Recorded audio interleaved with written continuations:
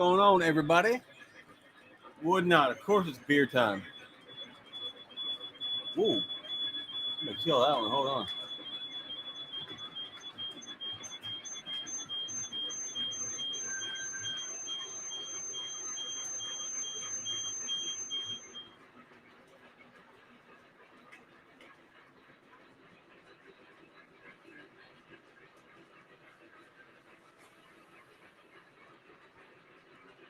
Sorry for the feedback. Let me know if the feedback comes back.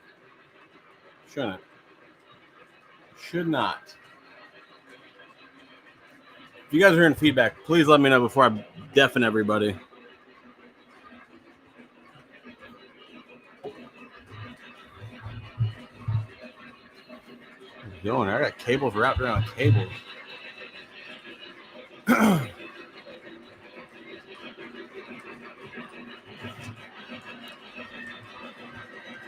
How's everybody doing on this Labor Day weekend? I'm trying to get all my stuff together. So maybe I should have waited and not went live yet.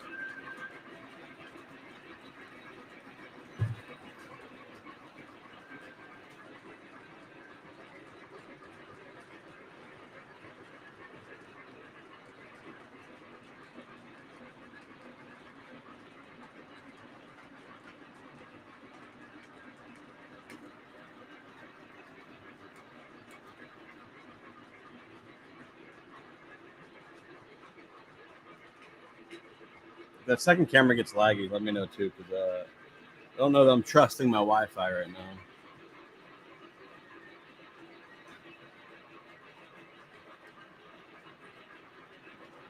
It is a little laggy. I'll kill it here in a minute.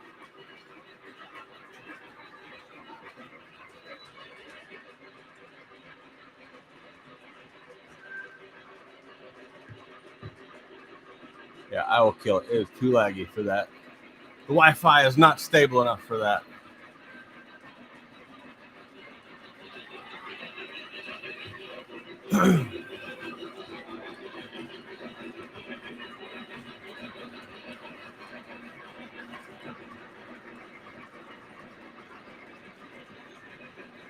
You're good, Rich. Rich, I need to talk to you about tunnel portals, bro. Apparently, you did some for Jim. Well, now it was freezing up a little bit. I can bring it back in, but let me know if it's terrible.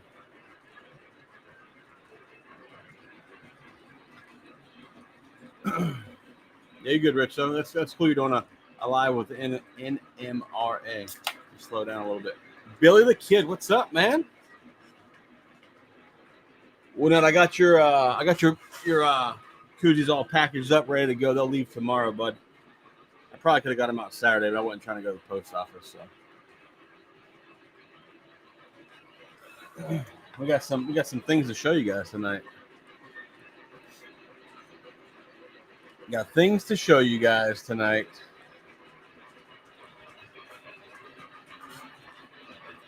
Yeah, for sure. Well, not we can do that. We're about to get a new hat here. It's about stretched out.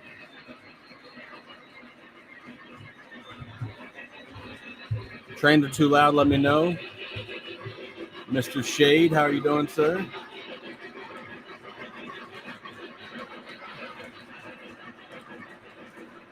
Moody Marina, what's up, man? You just got fiber? I have fiber. I have terrible Wi-Fi, but I do have fiber. James Corbett, what's up, man? How you doing? Yeah, well, no, I don't try to go to the post office on the weekends. I'll go during the week.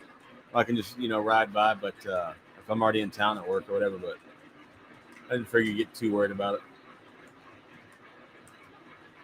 We got multiple things going on tonight. We got 3 different engines running tonight. I don't know what I got running. Visionline Class A, N&W Burke, and B&O Mikado. Sorry, trying to get it together here. Yeah, Rich, that's who told me you guys were printing portals.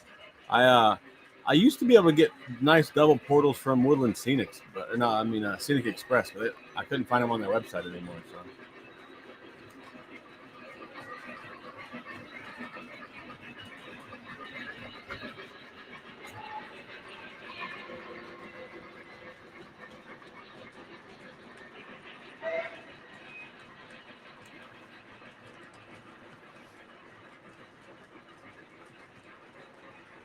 I did just add a new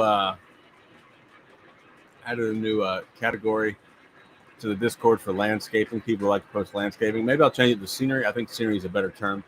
Kind of did it in a rush, so get that straightened out. Appreciate it, Travis. Did you send those postal service or did you do them UPS, FedEx, whatever? So, guys, Travis, if you see what Travis just said there, he said he's got bumpers on the way.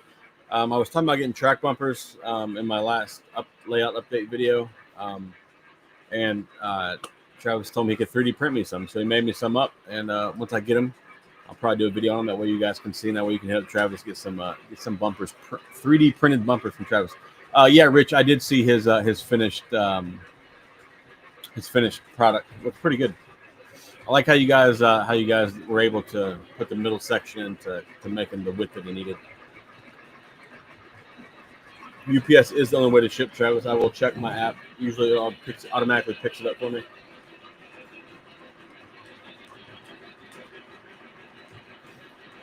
Chad's trained. What's up, man? Wild Mary, Jake, what's going on, bud? How's everybody doing on this Labor Day weekend?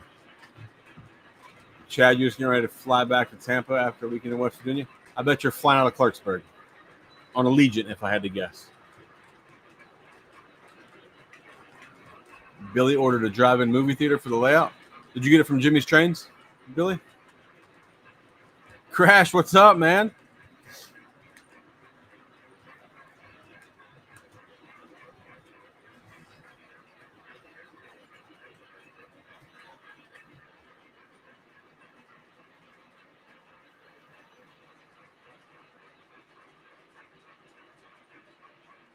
Jim, what's going on, bud? Oh, you're flying out of Pittsburgh. All right. Don't they fly out of Clarksburg to direct to Tampa? I thought that was one of their flights. Uncle Salty, what's up, man? Slag Cat. Went to the sandbar today. Which sandbar did you go to, sir? What state are you in? You might be in some state I have no idea about what sandbar you're at, so.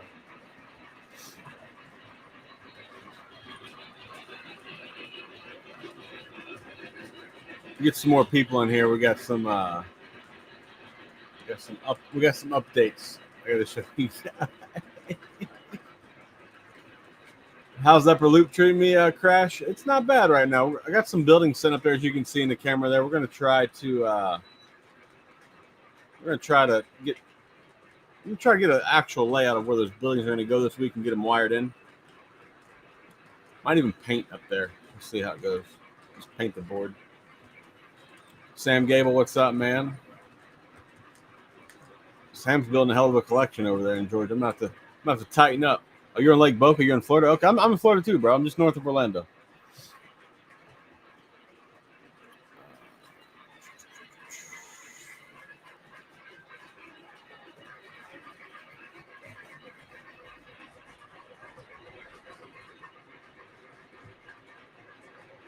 Oh, they've stopped the direct flight. No shit. Dathan's here. What's up, man?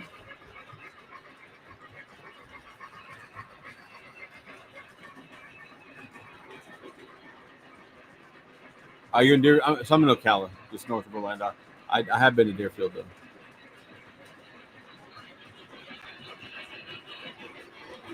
DT Shortline, what's up, man?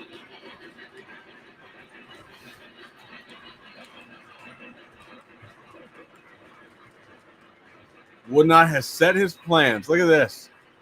Woodnot is on the York train. He set his plans for York Thursday and Friday. I look forward to meeting up with you, Woodnot. And who's bringing the cooler? Anybody bringing a cooler to the fairgrounds? I may need to stash a Busch Light or two in there.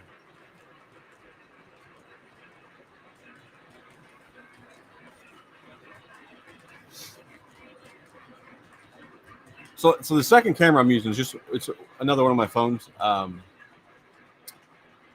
like to get a permanent camera that I can hardwire in. That we don't got to rely on the Wi-Fi, because the Wi-Fi is hit or miss out here. Like right now, it seems to be pretty stable, but some days it's not so stable.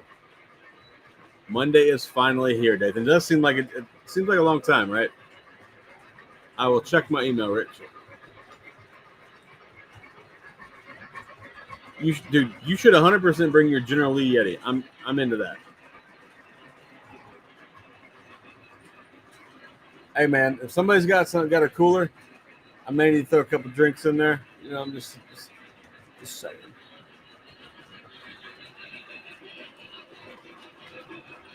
Billy, what kind of custom signs are you looking for? If they can be 3D printed, I know several people that 3D print. The homie Big Rich is here. What's up, man?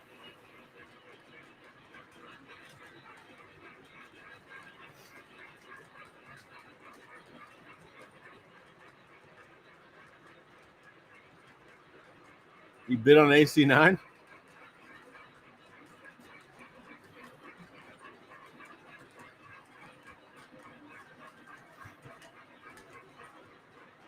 Rich, that shirt you sent me, dude, or you sent me, that thing's sick, dude. I like that. Is that a car club in California? I take it.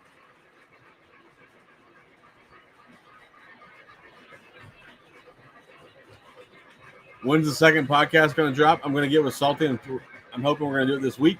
But I got to check with Salty's schedule because there's a little bit of a time difference between me and him. He's 2 hours behind the East Coast, so we'll see if we can get that pulled off this week. If not, maybe this weekend. But I would hope like hell we have it done by next week for sure. FYI, college football is back, everybody. So that does take up a lot of my Saturdays currently. If you're an Alabama fan, I see the tide's not rolling so hard anymore, but should happen. Eugene, what's up, man? Happy Labor Day to you, bud. The warning signs that say if you go past the sign, you'll die. It's a cool sign. So Dana, what's up, man? I know you're bringing a cooler to York. I know it. I just know it. Rumor has it that Mad Mike's going to have some money to spend at York now, so we'll have to see if we can get him past the smoke booth.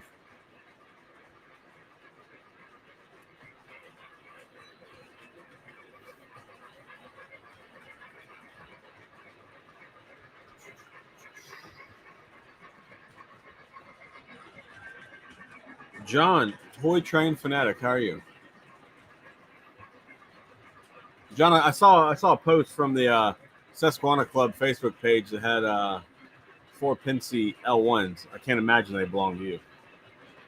I was like, oh, I'm pretty sure those are John's engines.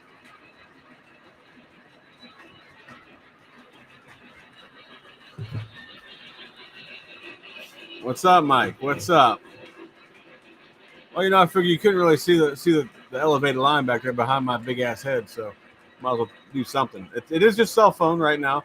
I'm gonna get a permanent camera set up back there. It probably is mirrored, yeah.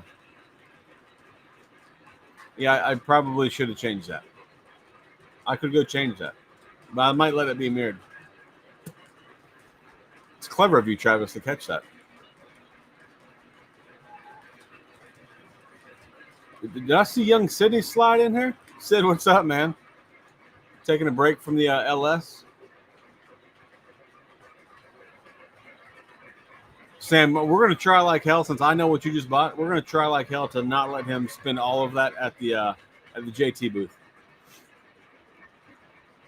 Yep, Sin City Jokers. That's a cool club. That's a cool club name, bro. I like that. They got a cool shirt.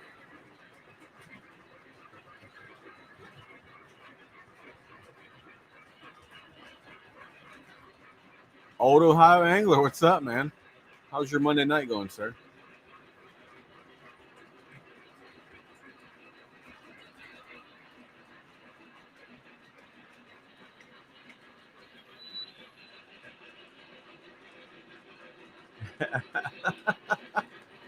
That's solid, Sedan. That's solid.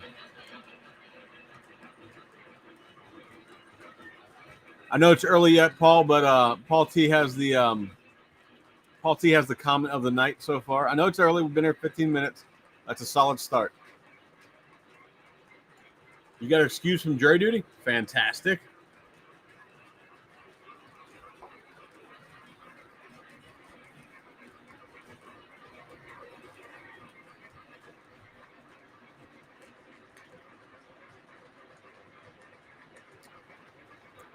I'm gonna go flip it around just for you, Travis, because now I'm a little perturbed by it myself.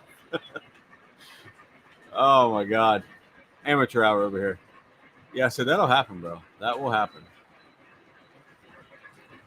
You put it in the layout section. Let's see this sign. That's a solid. That's a solid sign. I don't know if they can 3D print all that detail, but that's a cool sign.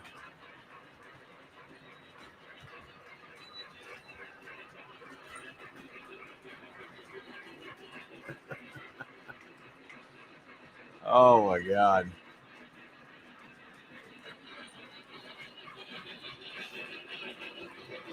Matty C, what's up, man? Congratulations on your 3 out of 4 against the Braves this weekend on the 4-game set. It's college football for me now. I'm done with baseball, so we're on to college football. We'll see if we can't make it all the way through the season this year. If not, NHL is coming next month, so or October, I guess. But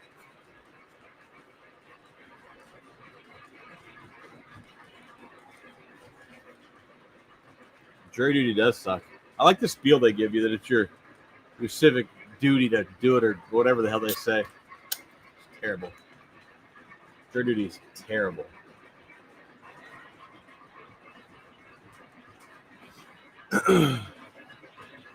Dude, those Mountain Dews are good, man. They really are.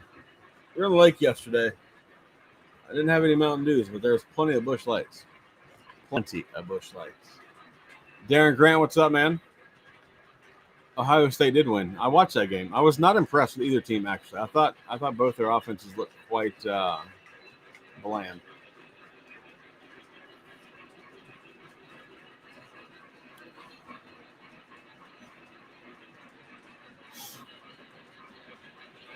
Oh, hell, we got a Hurricane fan in here. Jesus criminy. Fun fact, Moody, I'll be at the FSU Miami game October 4th in Tallahassee. I will be there.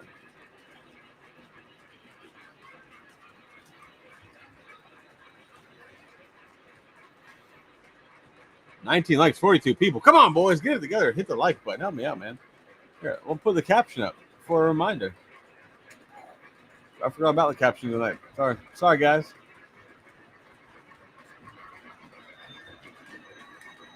Anybody got some Atlas 072 curves and some straights for Mike? He needs to buy some for his new project on his layout. He's ready to buy tonight. If you got them, put it in chat. We'll sell them tonight.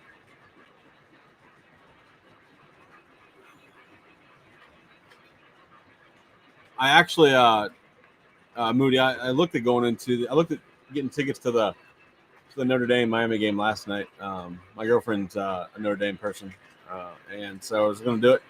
By the time I looked at tickets, dude, I was like, Jesus Christ, man. So I skipped out on that. They're a little bit more than I was willing to pay for them. Rich has the Alligator Alcatraz shirt on night. Solid.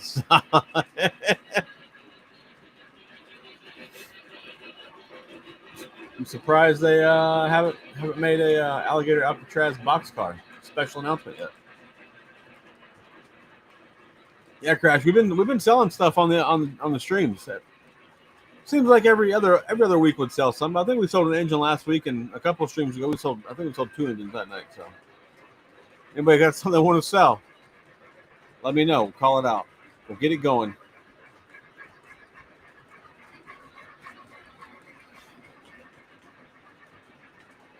I'm not buying nothing though, so don't try to sell me anything unless it's a 7609 B&O EM1. You ain't wrong, Dathan. You ain't wrong. So I didn't go to FSU, Alabama.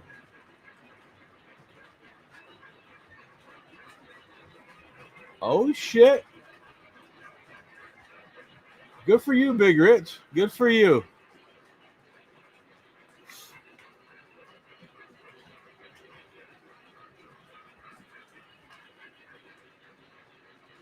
Big Rich getting after it.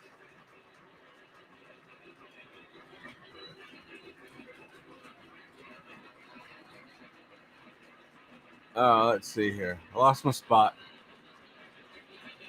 Will, what's up, man?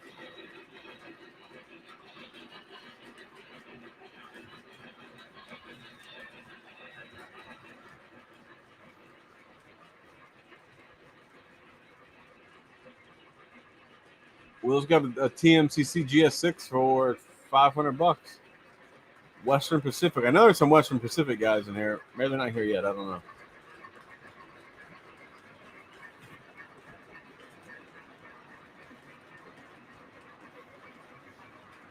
So then I'll let you know in a minute when it comes back around. You guys, Travis does have a sweet deal going on F19. It's a Legacy F19. It's had some upgrades done to it.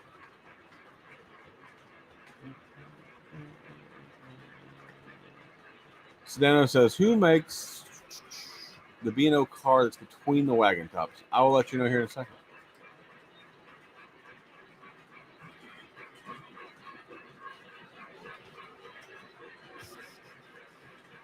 Rob, what's up, man? Sedano, that's Atlas. That's an Atlas car.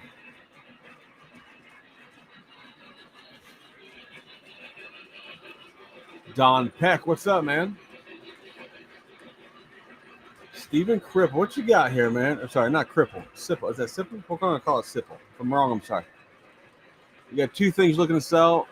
A 2-pack of 20th Century Limited passenger cars. $399. Is that the newest one from Lionel?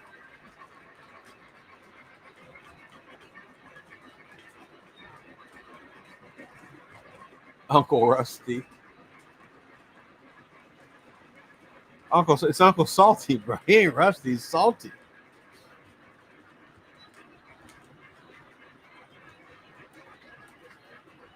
Everything on that train is, I think everything on that train is Atlas except for there's one of the wagon tops is Weaver, and one of the last B&O car is MTH and the caboose MTH.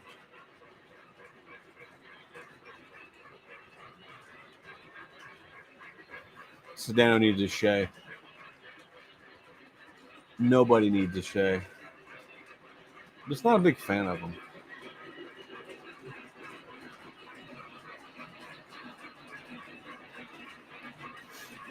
I had a B&O diesel run out there earlier, but I wonder if my Sharks will run on that. You guys think my Sharks run on those curves? I gotta look this up.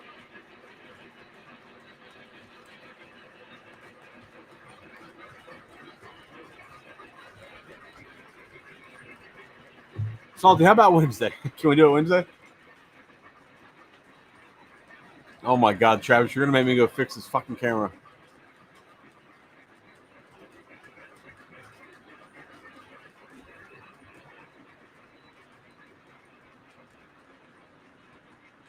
I think I did, Will. I think. Pretty sure. I'm excited for that B unit to get here. Plus my 10 freight cars I gotta sell. Jesus Christ. I don't know what the hell I was thinking. All right, boys. You guys want to see my newest, latest, and greatest addition to the collection? This is really something. This is really something. Rubber Biscuit, what's up, man? Still one of the greatest names. All right, so I got a package the other day. I got this. I got a coloring book.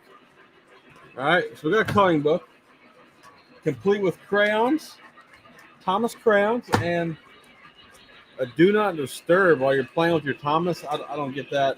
I got stickers. I got a note. I don't know what I did with it. Oh, I got a note. The note says, "A gift from you. Stop bad mouthing my boy Thomas from Sir Topham Hat." So apparently Sir Topham Hat wants me to stop talking shit about Thomas. Oh my God! So I don't know which one of you crafty people decided to send that to me, but it is quite comical. It's rather fun. Cheers from the Baldwin Bureau. Baldwin Bureau. What's going on, man? What's that? Is that Gooch Smasher? Is that what that is? Pretty sure that's what that is.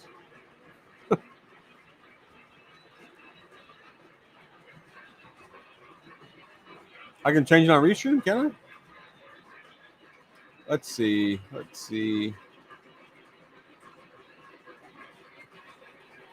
don't know how to do it. Mike, I'm not talented enough like that.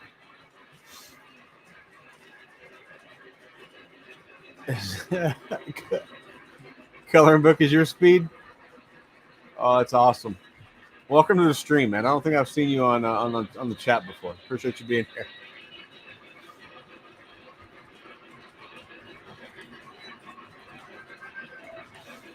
Yeah, I thought it was quite comical. I don't have no idea who sent it.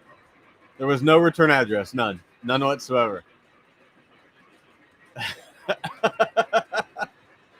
I have two. I have a Thomas, a gay Thomas, and a Thomas coloring book. Talk enough shit about something, people send it to you. So, for all you Thomas fans in the chat, I know there's a bunch of y'all in here. Start talking shit about Thomas. People send you stuff.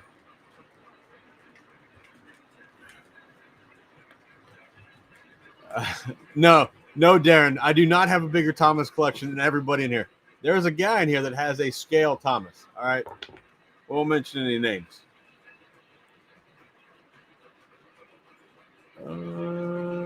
I did that. It won't let me. No, it won't let me flip it. I'll have to go to my phone and flip it.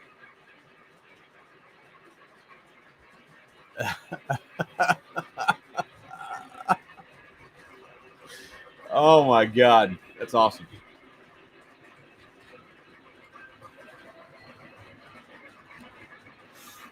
Yeah, it's good times. It is good times.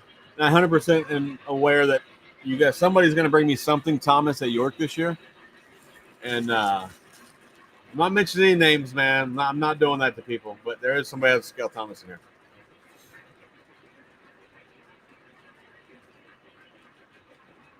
Mike, what's up, man? Mike MD 4449. What's going on? How can you call something? that's solid, Rob. That's solid. Except I'm not in England, so it won't be a double negative for me.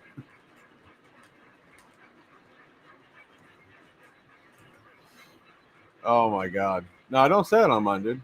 Mine says I got nothing. Nothing. No, I didn't say anything about that. I'll go fix it. Oh, wait a minute. There you go. I had to click on the one on the screen, not the one on the sidebar. There, Travis. It's not mirrored now. Fuck off. All right, Chad. Have a good flight, man, and we'll do it again for you. Well, you can join us next Sunday. How about that?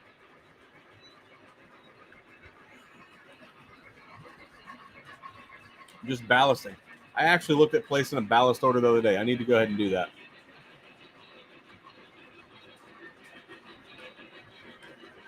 Yeah, because the Cab 2 is way better than the shitty app. 100% agree with that.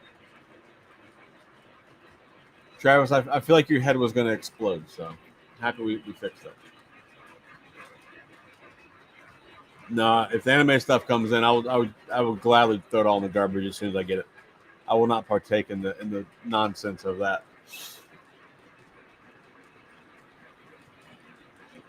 No. Yeah, I was looking at so when you go on Brennan's ballast or Brennan's website, Brennan's Model Railroading, I think what it's called. Anyways, to get his ballast, you can get 5. I think it's 5 bags come in a box. They're like $17 for 5 pounds. So you get. I've done it before. It's 25. You get 5 bags in there. It's 25 pounds, and the box is about done when it gets here. So probably going to do that.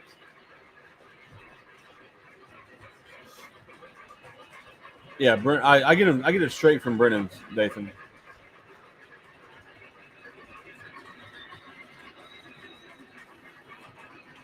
Mr. Weaver is here.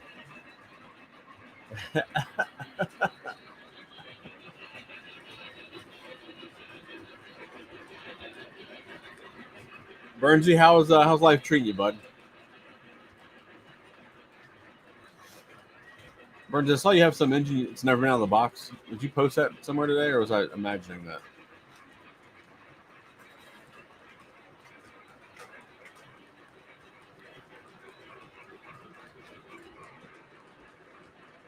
Well, Sedano, that track will get weathered. You know, I like to make sure I put it down first, make sure it's going to work before I go to painting it and have to cut it all up. And you know, you see, eat your ribs and shut up, Sedano. I'm gonna color my coloring book.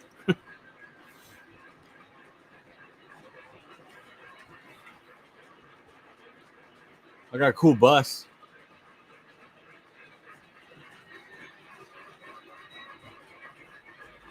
I still gotta put the mirrors on the damn bus. I meant to do it the other day.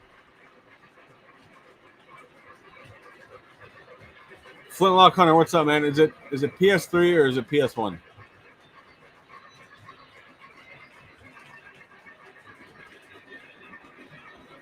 I would like another BL2, but I want it to be PS3. Salty, he doesn't need any additional motivation to talk shit.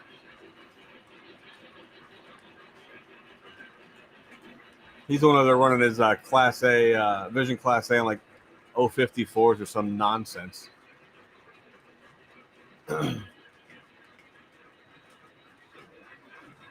No, it's a medium bus. It's a medium bus. It's a Western Maryland Jake. You seen this? There's a Western Maryland PS2 BL2 on eBay.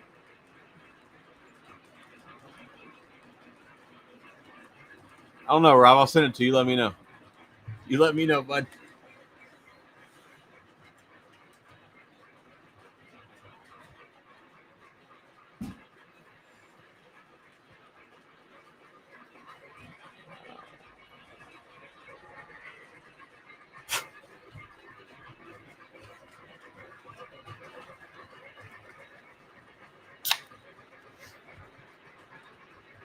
Sam, are you gonna make a video of your water buffalo when it gets back to you?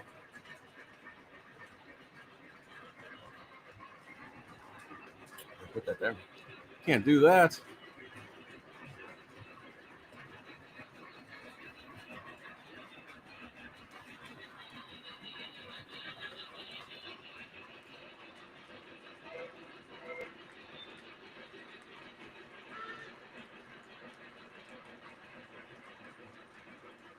$182. You run your Class A on 048. Jesus Christ, Sedeno. That is insane.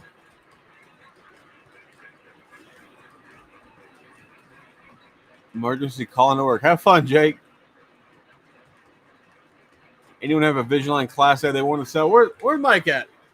Somebody get Mad Trains on here. He's got a Class A for sale.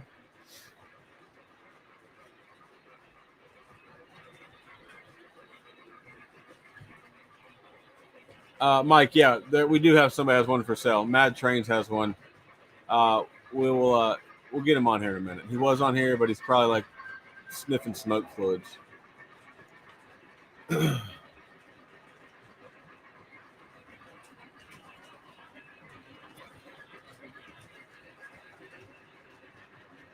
I don't remember which one he has.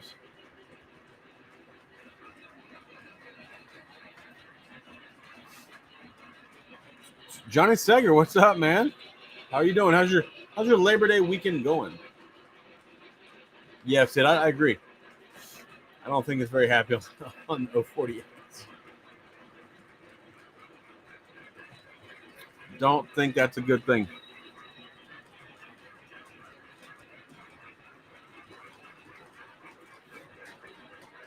If I redo my upper loop, I could put some 048s on there.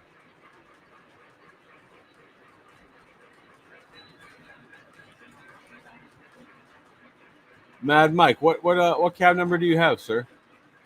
Of your Class A?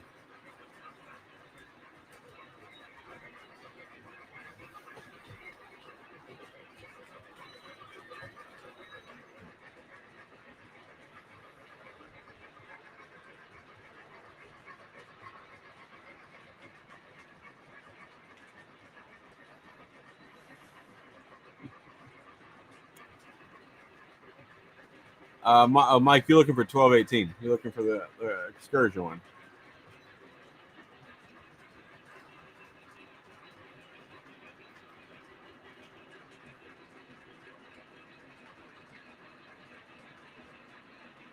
Keith K, what's up, man? Listen to the podcast for entertaining. Thanks, man. I appreciate it. That was our first one. I'm sure we'll get better as we go. But yeah, me and Salty had a good time with that, and we will be doing some more. I got a couple other ideas going on. got some guests I want to bring on. Do some not interview style, right? We're gonna keep it the same sort of style. We just want to bring some guests into it. I think it'd be a good time. So I appreciate you listening, man. Anybody wants to buy a shirt to support the podcast, I got shirts on my store. Check them out. I think they're pretty cool. They're the same logo that you see on Spotify.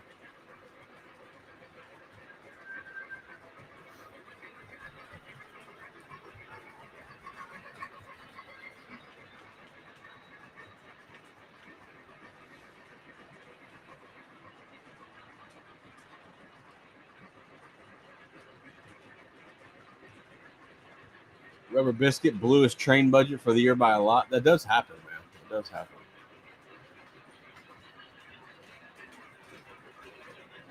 Big Rich, if Sid doesn't have if Sid's got a full schedule on repairs, you can always hit up my buddy Travis. He can hook you up with Blue Nami stuff. Just hit him up and talk to him. If Sid's busy, or if you just want Sid to do it, that's cool too. But if Sid is busy, we got other guys that can help you out that are friends of the channel. So. Big Rich, wife got my shirt. Appreciate you guys supporting. That is awesome. Yeah, see, I had to bring Salty on, man. He's like a damn encyclopedia.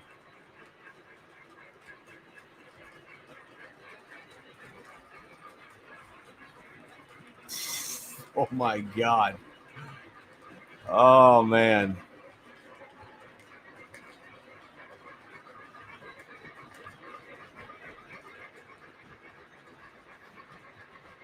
Billy the Kid, I don't remember that shirt. If you got a shirt idea, let me know. Let me know. I forgot that one completely skipped by. Mike MD, yeah, his class A is Visionline.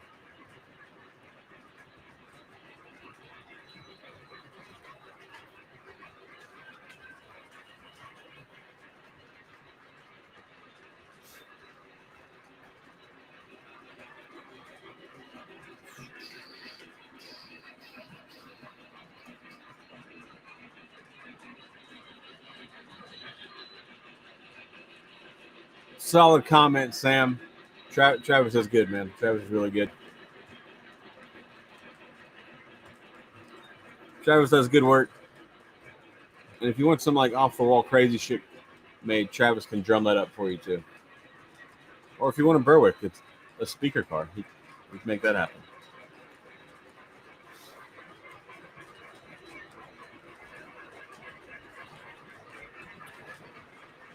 Yeah, Billy, if you can find it again, if you want me to make you one, I'll make it. You just got to buy it if I make it. That's the only deal. That's the deal, boys. If you guys want me to make a shirt that says whatever you want to say, I'll make it. You just got to buy it. Darren knows. Darren comes up with these ideas all the time. A lot of my shirts are ideas from Darren. Or sorry, not Darren, Dathan. Sorry.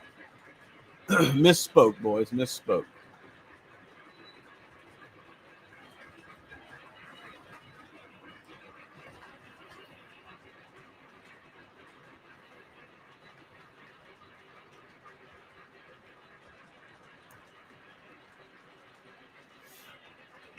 Mike, if you need a link to Discord, I will supply one right now. I don't know that I've seen you join the Discord, but just in case, here's a link.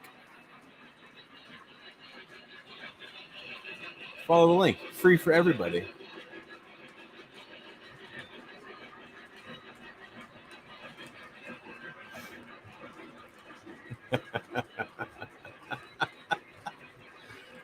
Oh, good, Rich. I'm happy that you guys got some knowledge out of our podcast. I'm not so much the knowledge guy, but I do try to chip in. You know, I try to keep up with the knowledge department. Maybe we talk about B&O one day. I'll have it on lockdown, but we talk about SP. I don't know much about it other than the daylight.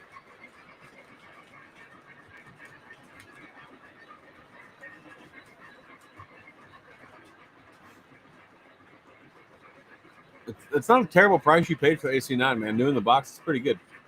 I still, however, do not have an AC9, so never know. York is coming. Maybe we'll get an AC9 at York. We'll see how it goes. Just join the Discord. Apparently, my Discord takes a while to update now when people join. So I don't understand what's going on with it, but when you pop in, you'll get a greeting.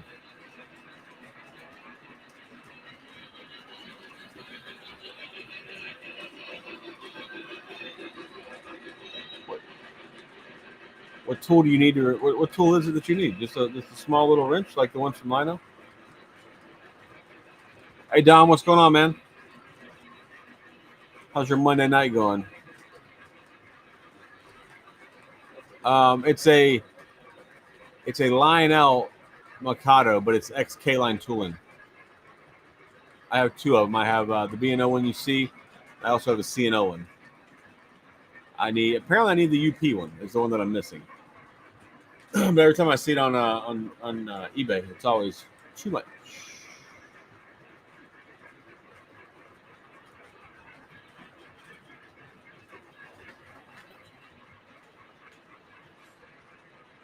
Those little K-line Mikado, or those little Lionel X K-line Mikados are pretty sweet though.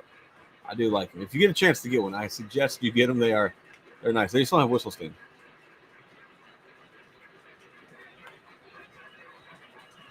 Rob, thanks for joining the Discord, man. Appreciate you.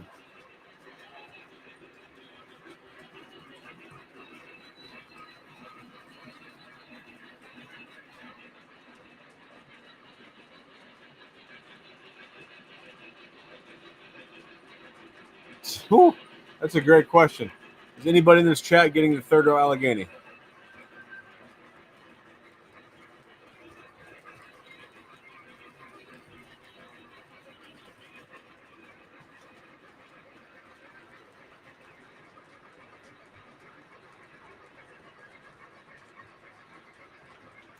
Um,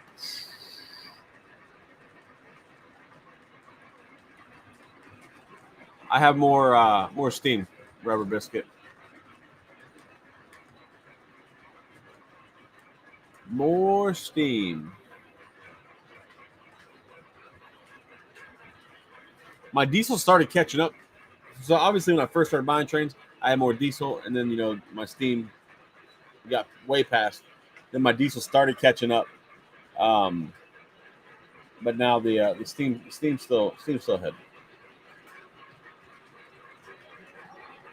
I try to not let the diesels catch back up, but we'll see.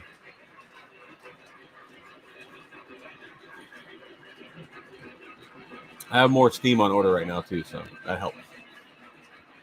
I think I might have more diesel in order actually. I gotta check.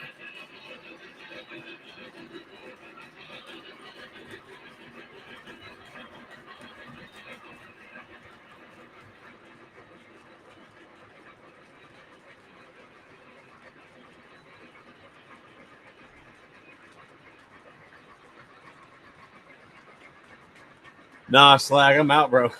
I'm out.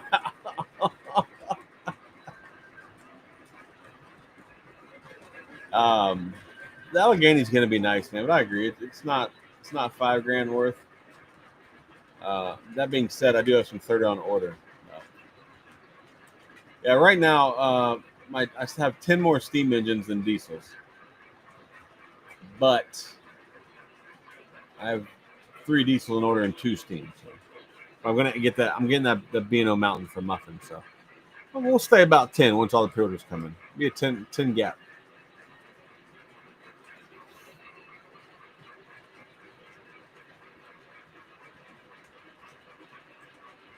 Muffin did have a good deal on them 10 wheelers. Really, like $4.99, I think. Is that what they were? They were cheap, man. They were cheap on his daily deals.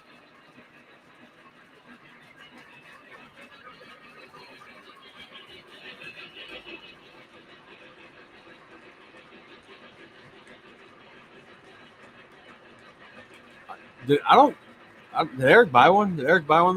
Did he order one? I thought that I've talked to him about this, but maybe I didn't ask him. I'm sorry. I do have 3 steam engines on order. Never mind. The Mountain's already on my inventory. Discounted. Never mind.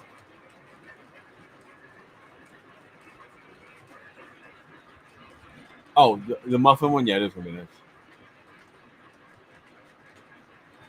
Do I have an Allegheny Givo? Or an Allegheny Givo? A Lionel Givo? I sure do. Back there. I got the green and blue one. Yeah.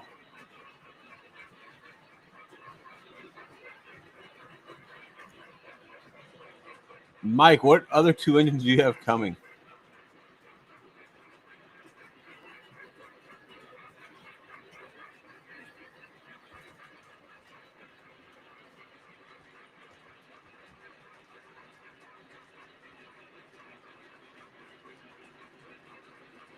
Keith, I've actually never opened up a brand new engine to grease them. Uh, I know a lot. Some of the guys on the OGR do say that, but I've taken plenty of engines right out of the box and ran the shit out of them. So I don't think it's necessary, but I'm not going to tell you not to do it. I did one of my Vision Big Boys. It made about 2 months, and I did tell you I did open up and grease it, but for the most part, they're pretty good.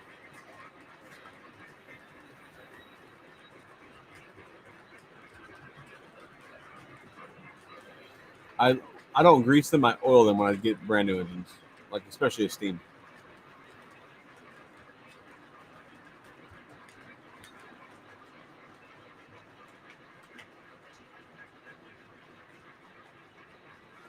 Oh, John, that's fucking hilarious.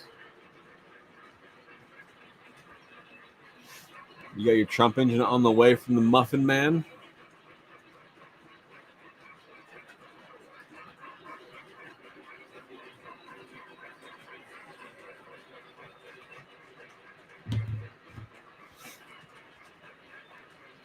I did order I put the other Cherryland Cherries reefer on order from Muffin the other day. So I had the yellow one on pre-order. I figured, you know what the hell, I might as well get both color variants.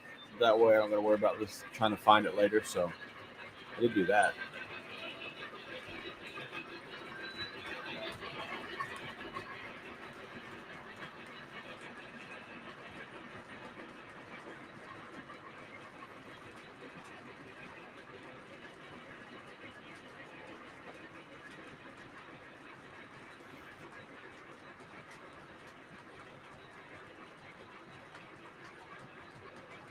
All right, Wood. Now I see in about 30, bro. We'll try to not get too crazy. It's Monday, you know. We're not gonna get too turned up on Monday.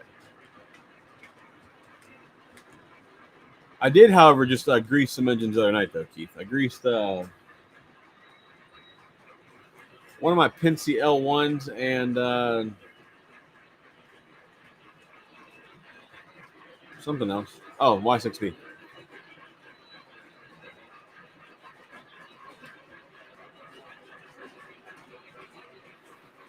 Yeah, loose motor mounts. I do get those a lot on diesels from Lionel.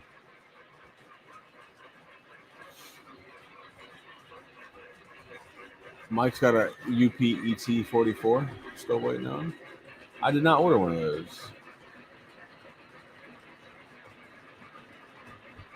Dathan, you should just go ahead and order both of them, bro, and be done with it.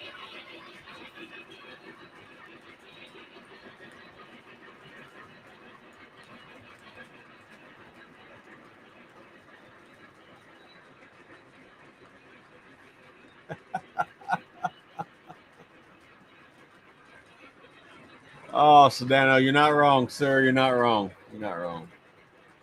Um, David Walker. Currently, I've been using for the longest time. I've been using Red and Tacky #2 from Lucas. Rest in peace to Mr. Lucas himself. He passed away the other day.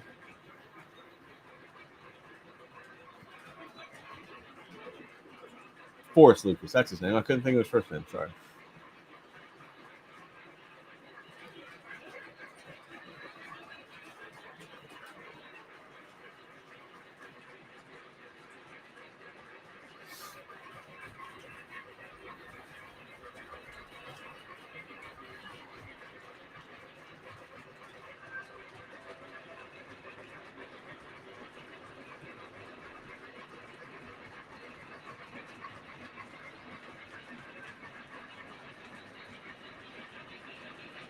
No, Dathan, that does make sense. But that Cherryland car, I've been chasing for a long time, and I was like, you know what? I should just go ahead and get it while I have the chance to get both of them. I had a chance to buy the original Cherryland car for like 140 a couple weeks ago, but I did not do that.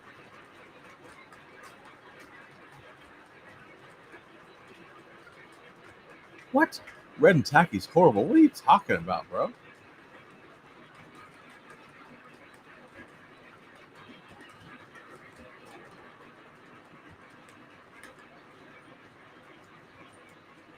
I don't know, man. It seems to work pretty good in the old T reins. I haven't had any issues with them. It's actually a light. It's actually a light grease to me. That's not a very heavy grease at all.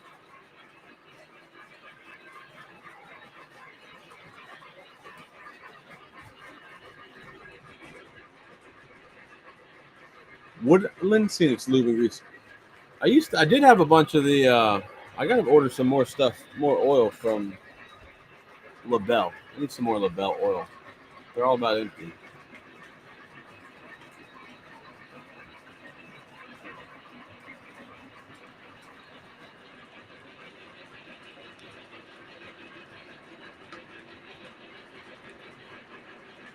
I won't say Lionel has terrible customer service. But every time I call there now, they're pretty cool. They just send me the part and tell me to fix it myself.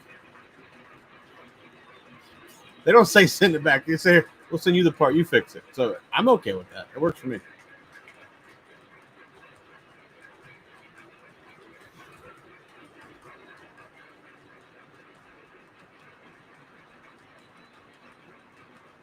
I don't know, Travis. I've never had one fail on me yet.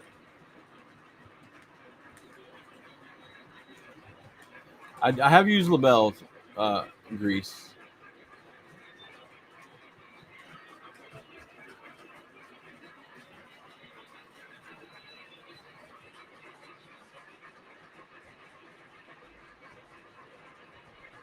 Yeah, man, those damn Cherryland cars are ridiculous money. It's stupid.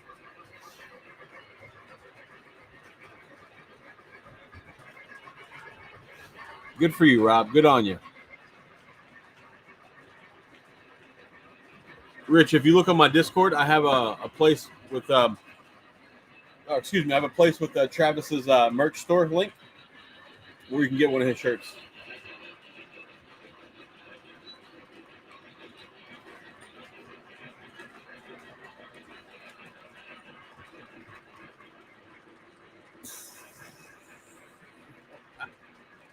Oh, it's solid. That's solid.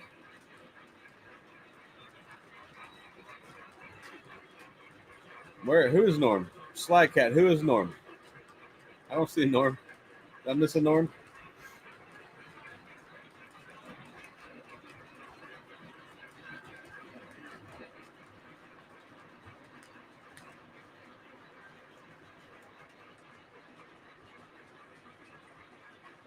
Yeah, get one of Travis's shirt, Rich. His shirts are cool. I like his logo. I've got one of his shirts a couple months ago. I wore it in my a video I did the other day. Norm's Trains. What's up, man? Fancy seeing you here, sir. Look forward to seeing you in October. Thanks for stopping by the stream, by the way. I don't think I've ever seen you in here before.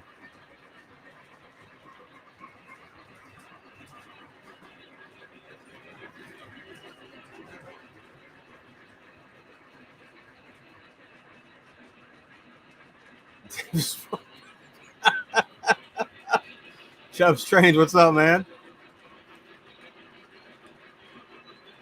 No, I got a celebrity in here. Norm's here tonight.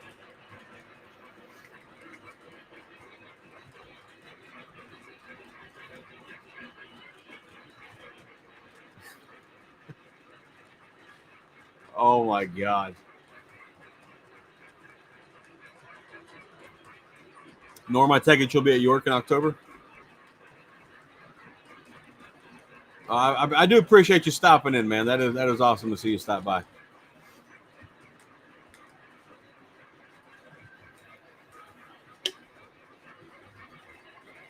Oh man, what is this? That is him, Rich. That is him, the master of The master of making third row engines run smoothly.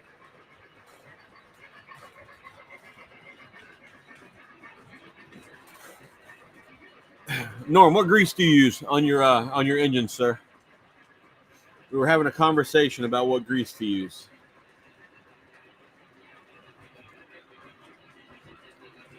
You ain't lying, John. You are not lying. The dude is super talented.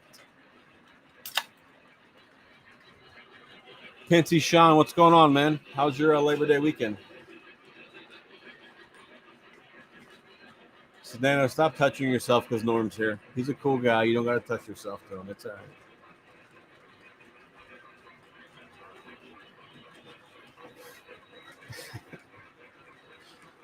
Oh, my God. There you go. Lubriplate 110.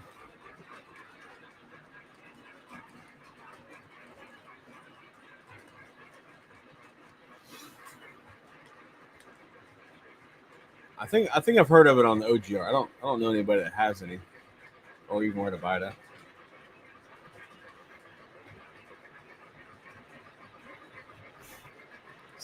Sedano, you're ridiculous, bro.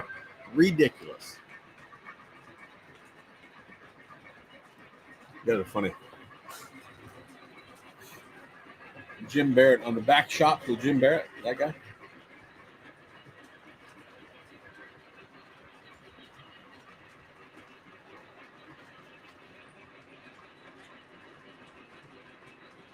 Shitting me, Sam. You are shitting me. You'll never confuse my layout with Norm's layout. That's never going to happen. Agreed, John. Agreed. Great comment. Chooch's Trains. What's up, man? How you doing?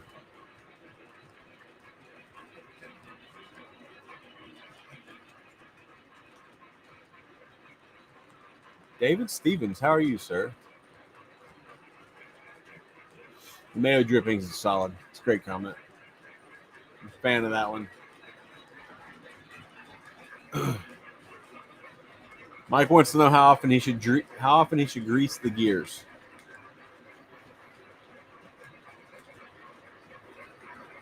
I guess it really depends how much you run them, Mike. Some of mine just never get ran. They may be good for a long, long time. It's funny that some engines never get ran, yet here I am trying to buy more engines. Problem that I have.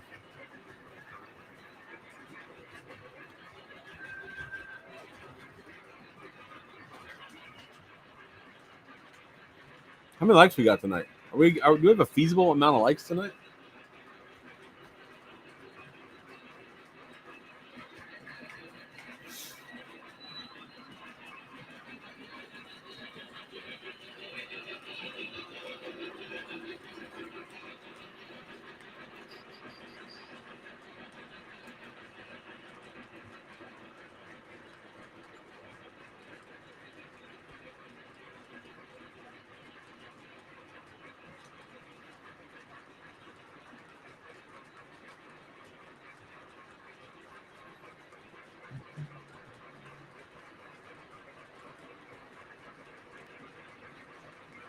$47 likes.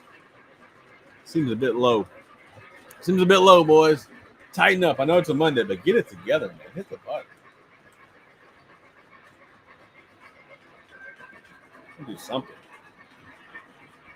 Hopefully next weekend, my little buildings back there get lit up.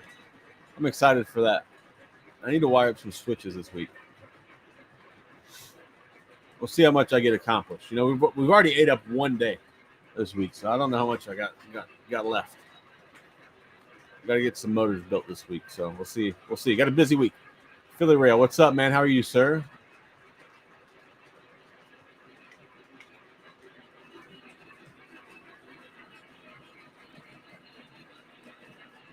$55 likes. Let's see. We're an hour in. We gotta at least get to 70. I know it's Monday. We got a little bit smaller crowd tonight, but we gotta get it going, boys. We gotta get it going. If you guys, by the way, if you're not subscribed to Mad Trains, go help my buddy Mike out. Trying to get him to 1,000 by the end of the year. I think he's in the upper sevens right now. I think help them out. Subscribe to Mike and Mad Trains. It would be appreciated to help my friends out. And by all means, if you have no idea who this Norm guy is, go to Norm's Trains YouTube page and you'll see something really cool. It's ridiculously nice. Chubbs, you're out, man. Have a good week, bud. Have a good week. Go make some money. Buy some trains. You know, do the thing.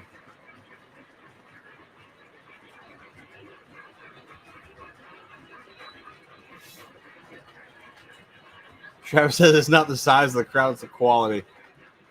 We got a decent level of quality here tonight.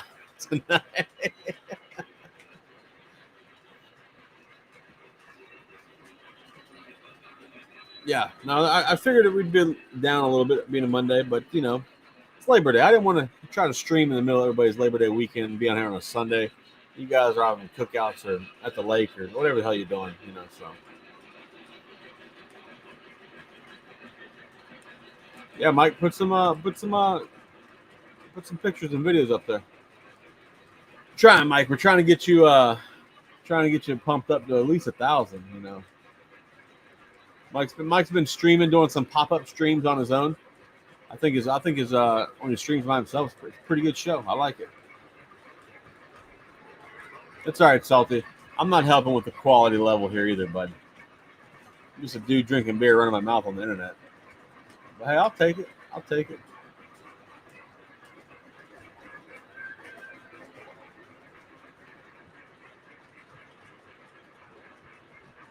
Oh man, thing move. I appreciate that. Literally mini projects. That's awesome. That's awesome. I appreciate that, bud.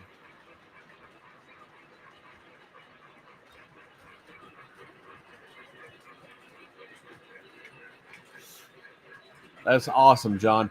I was, being a lazy bastard, and I didn't make the trip to Trainapalooza any of those years that those guys were going, and I didn't get to see Norm's layout. And then Jason up and moved back to Ohio for whatever reason, but maybe at some point I can make it up there and check out Norm's layout. So I got a few friends in the area up there, so maybe that'll work out. Yeah, Norm Bernsey was here. He's in and out.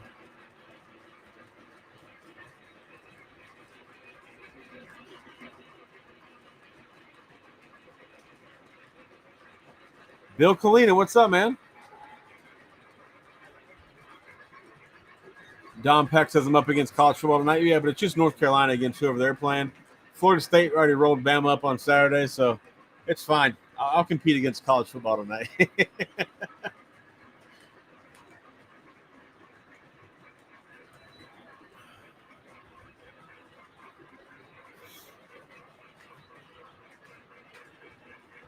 Is there anyone, Mike? I do have some guys on here that are from Texas. I don't know if they're on here tonight, but there are some guys from Texas on here occasionally.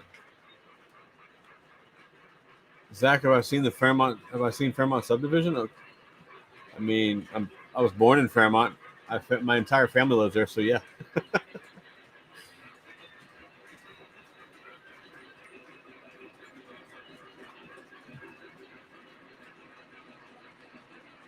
100%, Dom. 100% agree with you. Norm is one of the coolest dudes. Super cool guy to talk to.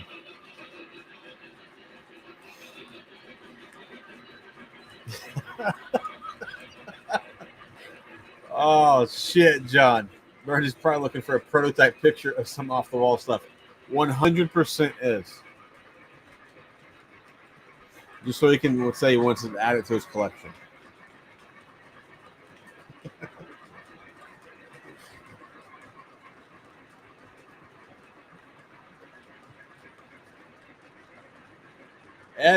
Ed Iceberg, what's up, man? Welcome to the stream. Quit it, Norm. Quit it. You are not lame, sir. Everybody knows that's not true.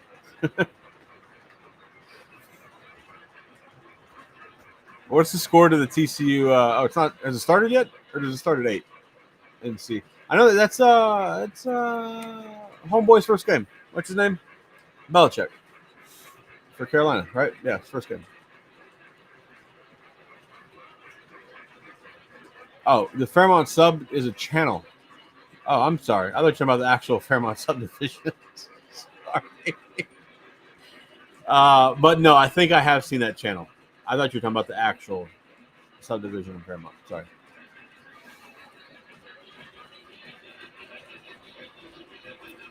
I have seen that channel, I'm pretty sure.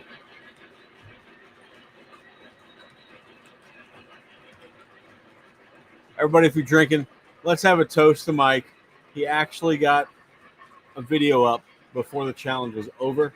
And speaking of the challenge, I do have to go watch a bunch of videos. I don't know how many have been posted yet, but I know that there's been some posts on Instagram, some on Discord. I'm sure there's some already up on YouTube.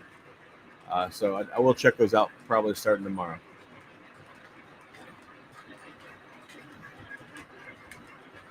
Cheater Hill, it's funny. Oh, the game starts at 8. Okay. Okay, so we haven't missed nothing yet.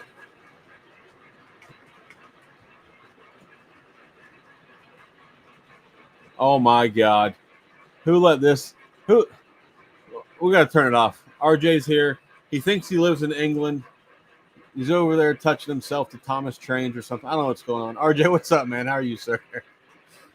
You missed it, RJ. My Thomas collection is grown by a coloring book and some crayons and some stickers from some random person sending them to me.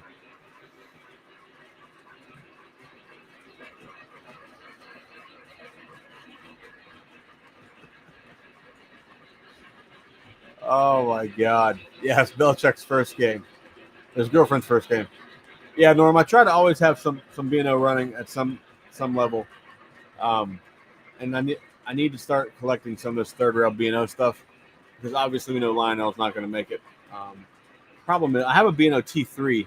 I just don't like the way that it runs, and here I need to learn how to tune them properly. So, got to figure that part out. I need to upgrade it too. It has TMCC, which I guess I can live with that now, but I just don't like the way it runs.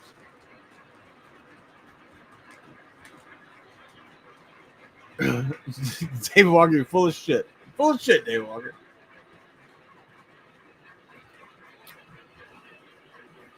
Oh man. Yeah, Mike, your pop-up stream was good the other day. That's simply not true, RJ. You have to step on me. Simply not true, sir. RJ loves Thomas so much he went to England to go look at all the little Thomas trains for like a week.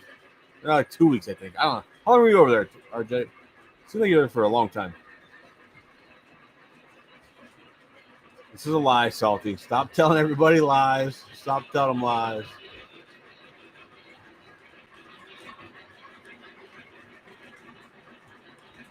You want a T3? Oh, that Q4 is Bill B's. No shit. Have you heard from Bill B, Norm? I haven't heard from him, which is unfortunate. I like that guy.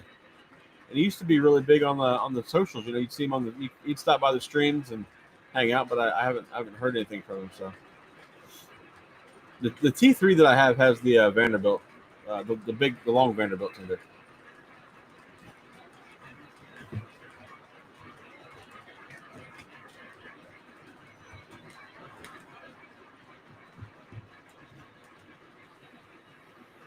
Maybe I'll run it next weekend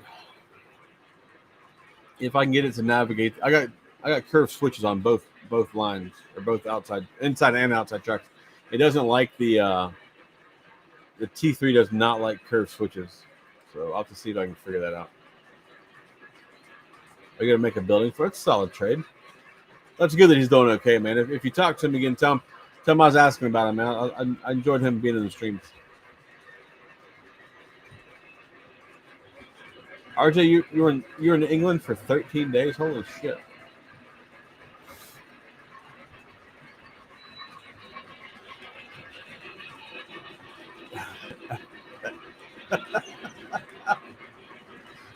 Oh my God! Yeah, Rob, you're not wrong. They might misspell Ohio for sure.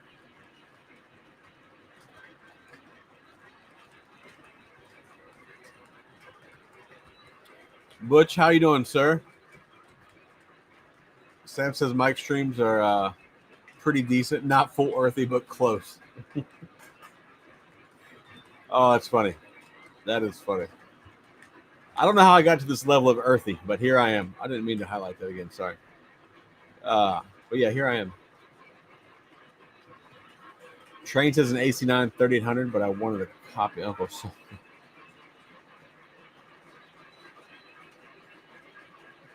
Oh, you! Oh my God. We all know Ryan. Ryan's a good dude. Ryan's a friend of mine.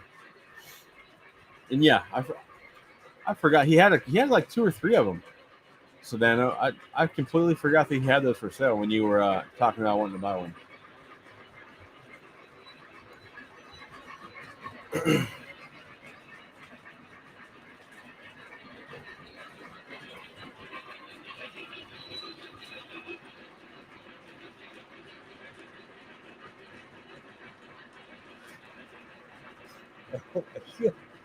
Sorry, my eye is burning. I don't know what's in my eye, but it's terrible. Shockingly, I did non-train stuff when I went there. Like, go see my favorite soccer team. No, RJ, I get it. Europeans don't know what tackle football is, and they played soccer. It's fine. No, soccer's fine. I'm just not a fan of it, but I do know it's a big deal. Just it's not to me. Ohio Angler, he's here, man. Hit him up if you want a building. Maybe you could commission him to build you one. I don't know if he's doing that, but maybe. Earthy's better than some other adjectives.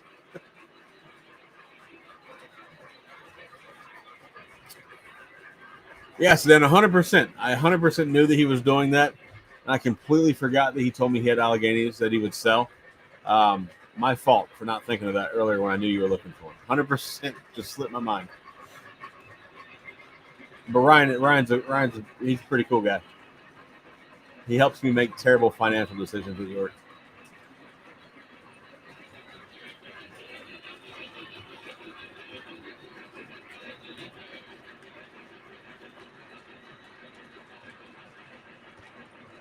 Enjoy the podcast. Look forward to the next episode. Thanks, Donald. I appreciate that, man.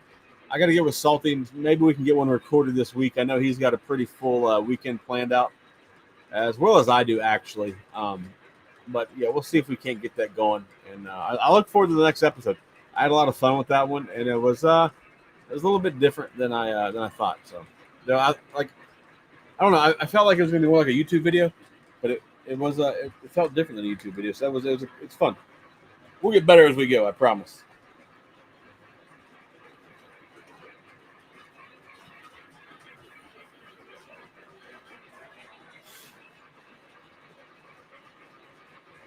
Thanks, Sean. I appreciate that. Tried something new. Apparently, I gotta finish weather and track up there. I mean, shit. That's fine. We'll get it going. We'll get it together.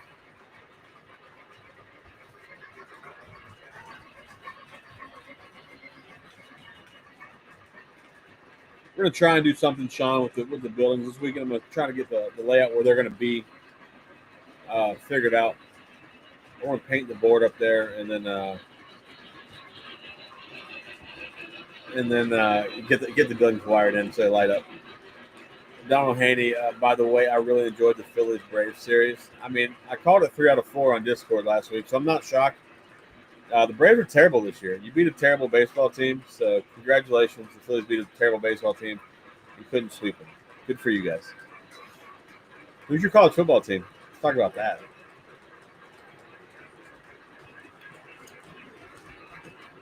Slag, I need more than Norm. I need a lot of my friends to come help me out. No, I would 100% love for my scenery to be as nice as Norm's one day. It's probably not going to happen. I've watched a shit ton of his videos, and I probably cannot duplicate that. So, no. Norm's scenery is fantastic. If he's ever in Florida and wants to stop by, I wouldn't tell him no.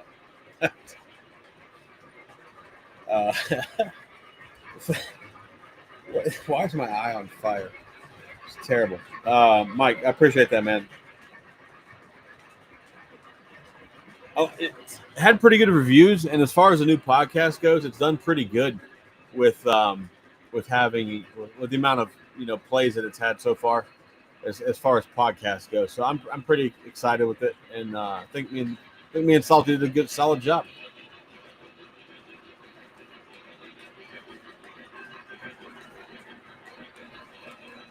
Donald says, "Hey, after 20 years of the Braves winning, the East, anytime we beat them, happy." No, I get it, bro. The Braves have been a problem for that whole division for a long time. So, congratulations to you guys. I don't know what I don't understand the Braves and their bullshit this year.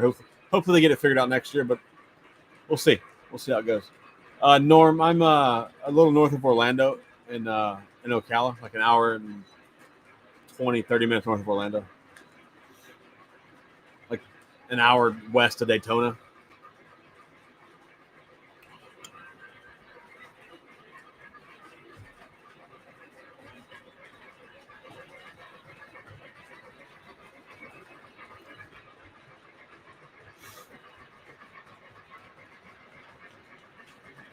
I don't know that I've seen the bar scene video. The one that really got me that the Norm did was the one where he was like, I watched it several times where he was weathering the concrete.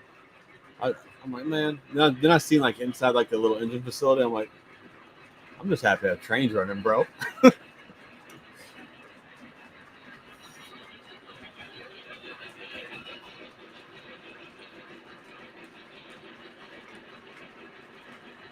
I used to come to Dunedin. No shit. I'm assuming since you said used to, you don't get down this way much or anymore at all. Yeah, Tim Lewis. I'll show it again, man. You know, RJ's here now. He'll be excited. So somebody that bought my koozies and stickers sent me this. It's a coloring book, and it had just a coloring book. Had coloring book, crayons, some stickers, and a message from Sir Topham Hatt that said, "Leave his boy Thomas alone." So I don't know who it was that sent me that. I have a pretty good idea. I think I know who it was, but I had no return address on the package, so it's all in fun. It is fun. I enjoy it.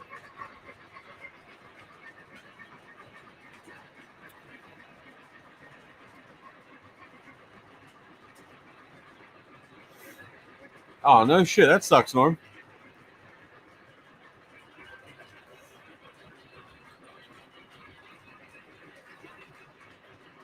I figure you'd enjoy that, Tim. Don, let me post this one here. Did you ever read my post about the non-glossy ES44 lineup was released? For whatever reason, lineup painted 15 of the Heritage engines glossy, and for whatever fucking reason, the last 4. Oh no! I saw you guys talking about it in the Discord the other day. I did not read all of that. That's pretty shitty. I'm a Lionel fan, but I can't make excuses about it. That's shitty.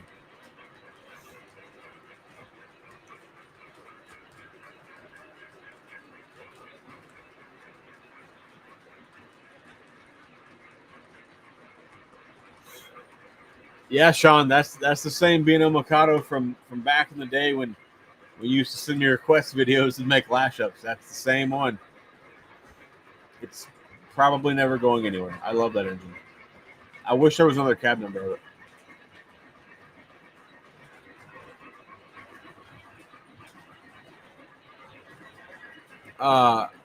Have a good one, Rob. I appreciate you being here, bud.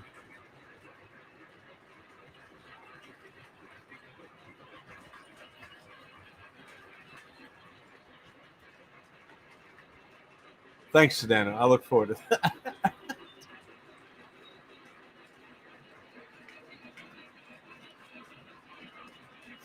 See, Salty, you send beer, not Thomas, because you're a true friend, sir. You're a true friend.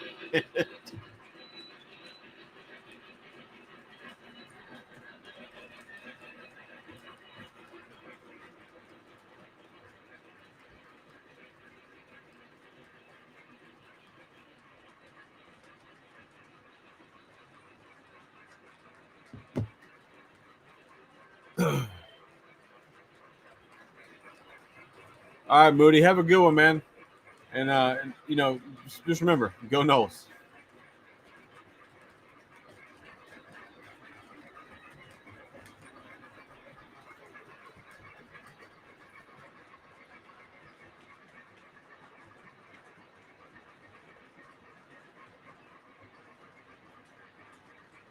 Interested in the trade for your old glossy nickel plate ES44? I'll trade you the brand new one with the latest and greatest sound effects. Straight. No, I'm good. I'm good, bro. I'm good.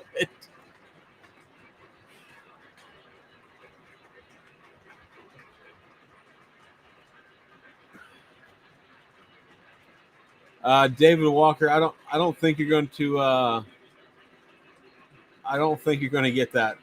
That's probably not happening. Too many people are Thomas fans. I feel like. Sean says, so is FSU back? Well, I don't know that they're back. They're on the right path and going in the right direction. I think what you saw Saturday was a mixture of Florida State having competent coaches calling plays. With Malzahn running the offense and a quarterback that can run his system.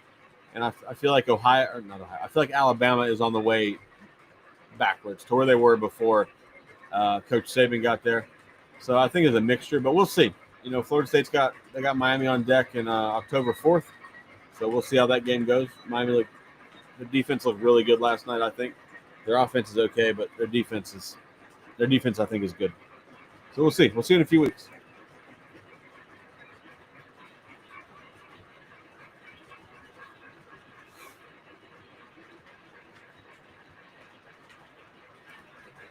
Sedano, shit, goddamn it, the thing's moving. Sedano, I appreciate that comment, man. That coming from you, that means a lot, sir. I appreciate that.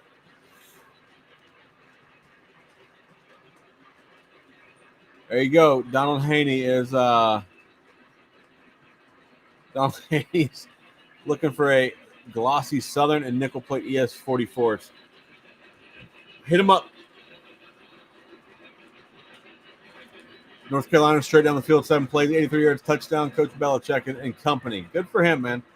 I didn't really feel like he would struggle too much. I mean, I don't think he's going to win the national title, but I feel like the dude can coach, right? So it shouldn't be he should be fine. Sean says so root for any team that beats Bama's ass. Well, they're going to win this weekend. They're playing Louisiana Monroe.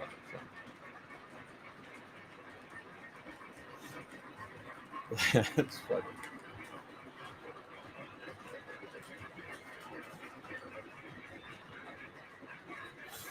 Wonder how many Thomas items I'm getting this week is the question.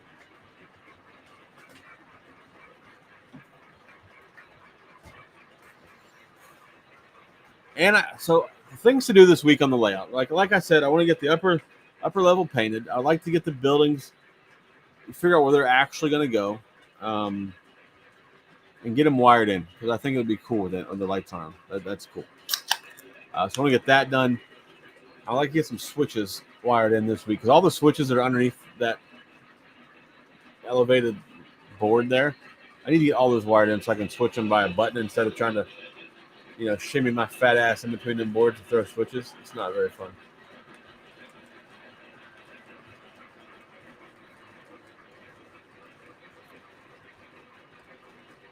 I don't agree with this comment. Like Belichick's done plenty without cheating, so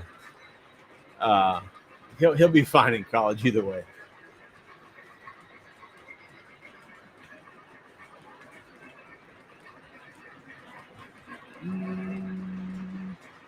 Shit. What paint color? Probably like a flat earth brown. I just need it to be like an earthy color. Just helps with doing ground cover. I feel like because like when you start putting ground covers on plywood, that plywood's real bright, real quick. So I did put it out there. So like, well, I mean, I didn't try to get this shit in the mail last week, but here it is. That is fucking hilarious, Travis. See, Sedano, you had one good comment and you followed up with just shit. You just bring it full circle right back to shit. Here we are.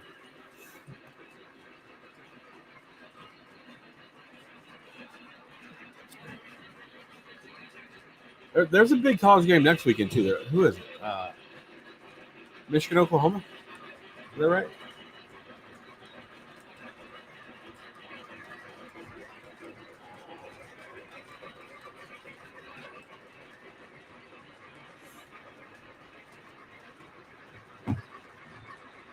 Welcome back, Wood. Not welcome back, sir.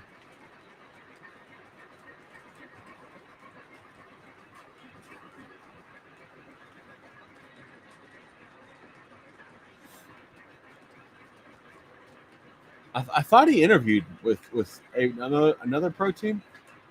Um, oh my God, Jesus, RJ, if you're still here, I'm gonna send you something, you're gonna love it. Nope, nobody's drunk yet. I don't think would not. Yeah, but I thought another pro team interviewed him, but then they picked somebody. They hired somebody else.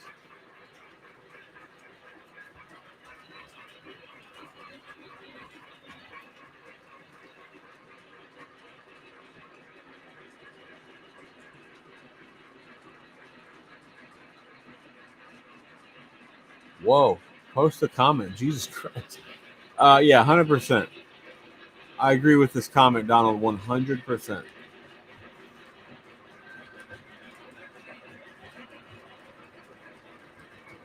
Yeah, Jim. That's kind of the color I'm shooting for.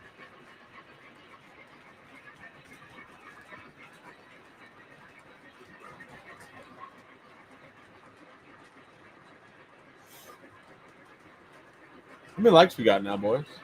Yeah, the Falcons. The Falcons were talking to him. I forget who they hired, but I probably would have hired Belichick.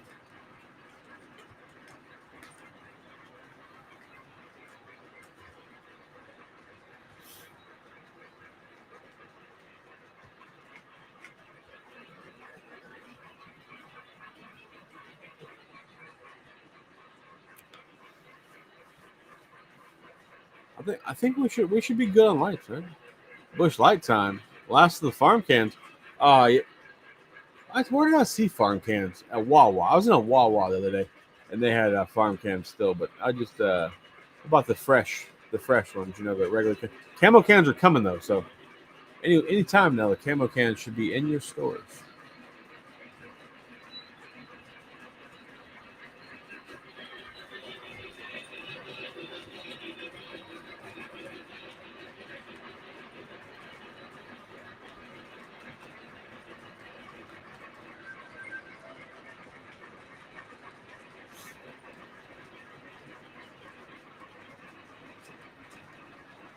59 likes. Come on, boys. Let's get it going. Shoot for 70 tonight. I think it's a good idea. The camo cans look good this year, man. That would be quite comical, Slide Cat. They started seeing these random ass characters.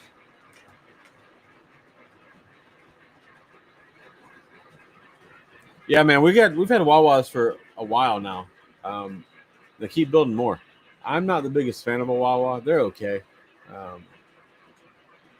don't like the way they're laid out typically. It's like some drunk person laid them out. I don't like it.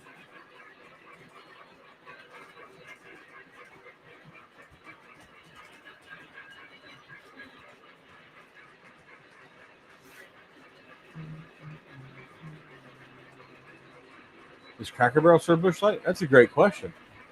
Does Cracker Barrel serve Bush Light?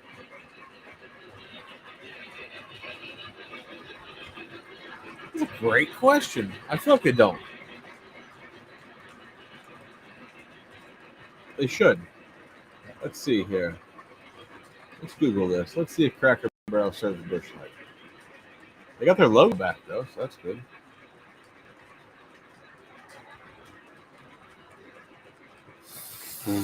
Oh my God!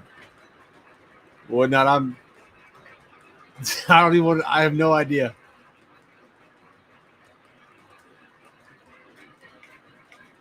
Norm, you guys finally got Yingling up there. That's good.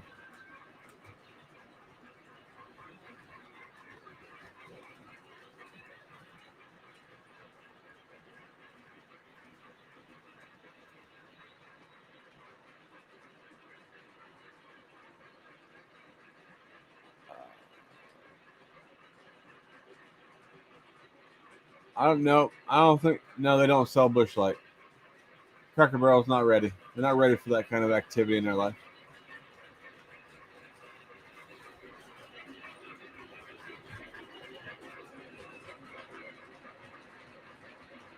Mike, that's a Mikado, but no, that's a MTH Premier caboose. MTH Premier B&O caboose.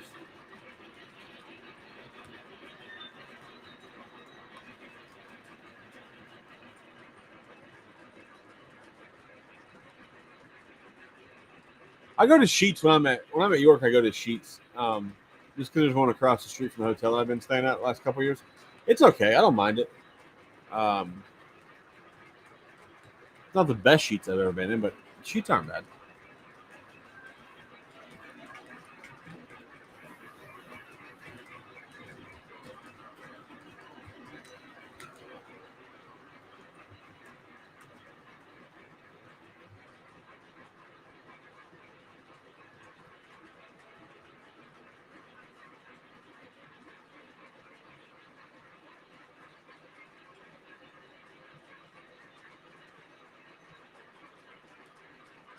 Yeah, Rich, that was good.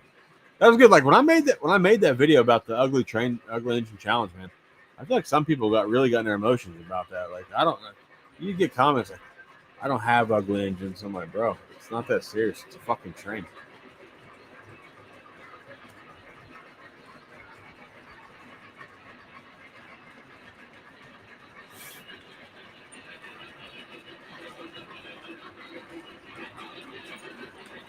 I don't. I've been in some Sheets that are really cool, and some Sheets that are just. It's like they're run down, I guess. But I guess all gas stations, all gas stations are like that, I guess. But.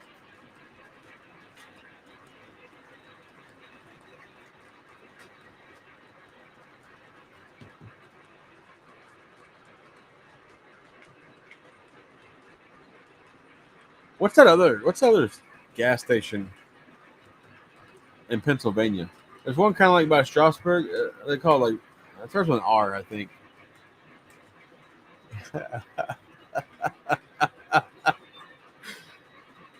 I do for the most part agree with you, Norm. 100%, sir. Steam's always better. Steam is always better.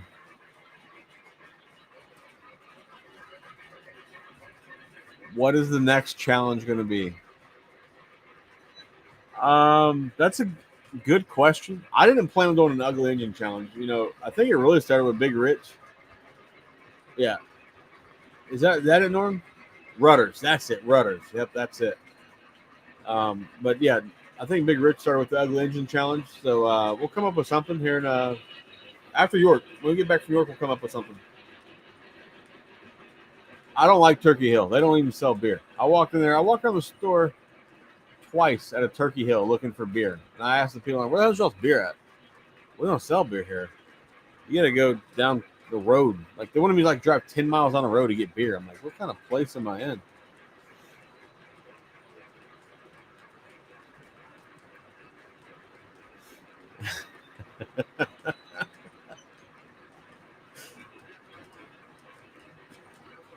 Oh, that's good. That is good wood. Now that is good, sir.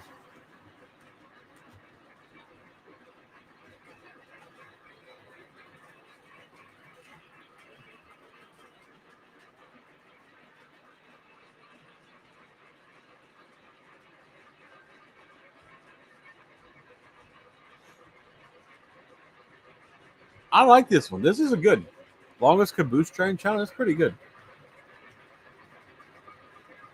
This isn't bad either. Wood now. This isn't bad. Wow, my mouth just clicked once. Just one road name. I don't think I'd be very good at that. It'd be a very short video. Yeah, well, we got a couple months. We'll wait till this challenge is over. We got 2 months for this last challenge, the Ugly Engine Challenge, and we'll release the next one. We'll come up with another idea. I like doing these challenges; they're fun.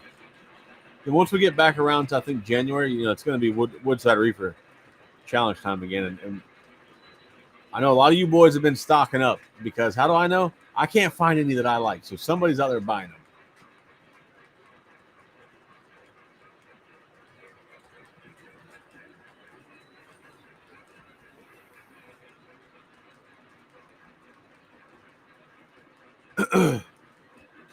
Oh, is this maybe? I don't know. I'll take your word for it, Travis. You obviously know better than I do. The one that I went to was I don't know where it was at. It was by Montagna's house. I don't know what road that is, but is that Lancaster or Paradise or whatever that is over there? It is close to Montagna's house. I don't know where that is, but that one didn't sell beer. I was mind blown. In Florida, all of our gas stations sell beer. So like when I went to a gas station, there's no beer. I'm like, well, I don't know what to do with this.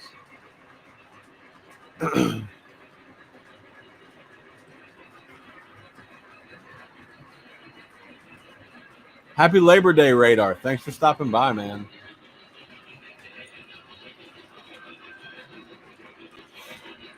Dry County just south of York on the Maryland line. Not recommended.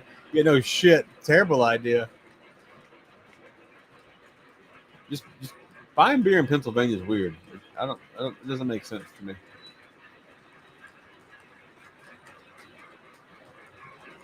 Trailer flats would be a fun challenge. I mean, that'd be solid. That'd be solid. I might start the challenge. I might have to buy some cars to start this challenge. I don't know if I have any.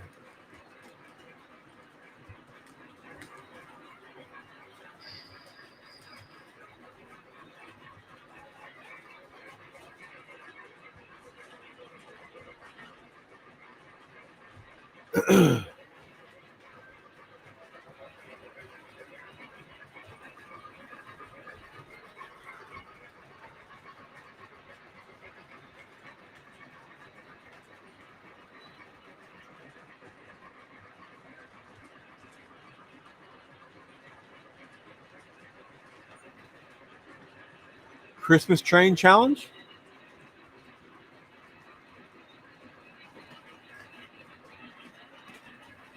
Don't laugh, Tim. I don't think I have any Christmas train shit at all.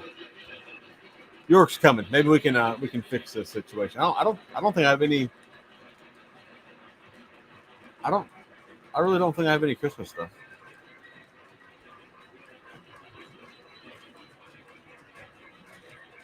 Or car challenge? I don't have an or car. I don't think. Maybe one. Maybe.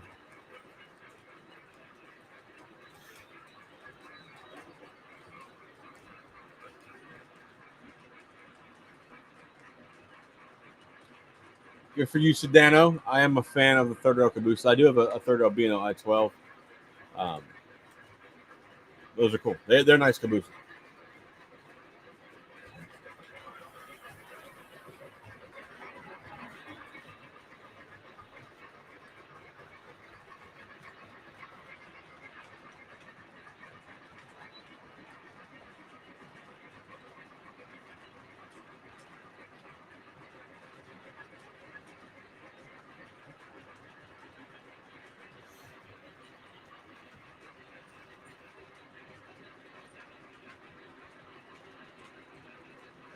Oh no, no. Sorry, I was catching up on comments. Sorry.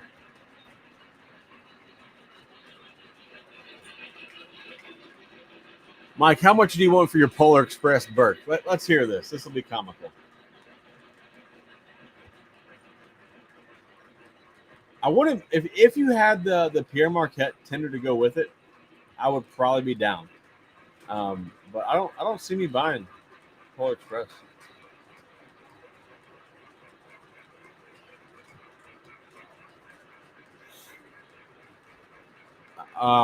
Who said that? I gotta get a new mouse. This mouse is out of control. Would not says I'll bring Birch beer to York if anyone wants to try. Won't be the only beer with me though. Oh man, that's funny.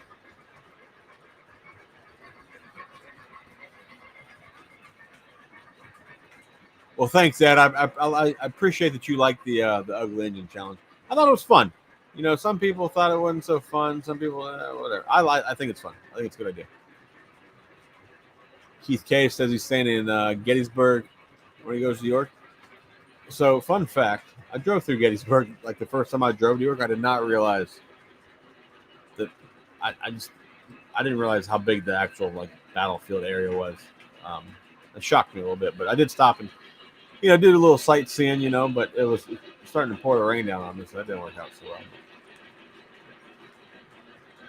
Greetings from South Tejas, home of the Texas Mexican Railway. What's up, Roberto Lopez? How are you doing, sir? Thanks for joining the stream. I feel like you haven't been here before. I appreciate you being here. If you would do me a favor, hit the like button for us. We're trying to get some likes up tonight.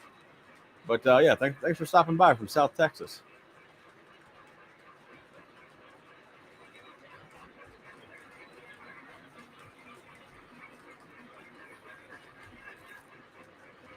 The ugly train engineer challenge.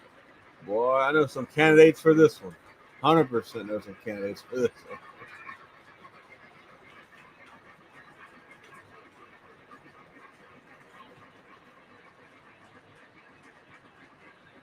I'm just happy that I can get Busch Light when I'm in Pennsylvania.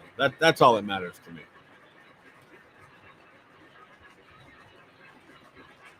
Who has the most Berwick's challenge?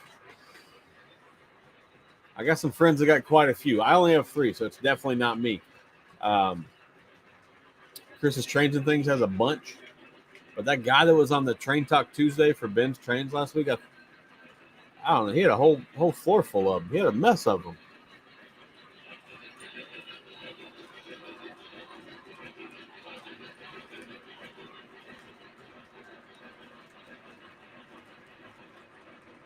Rich is looking for 86-foot box cars. If you got some, holler at him. He'll get them.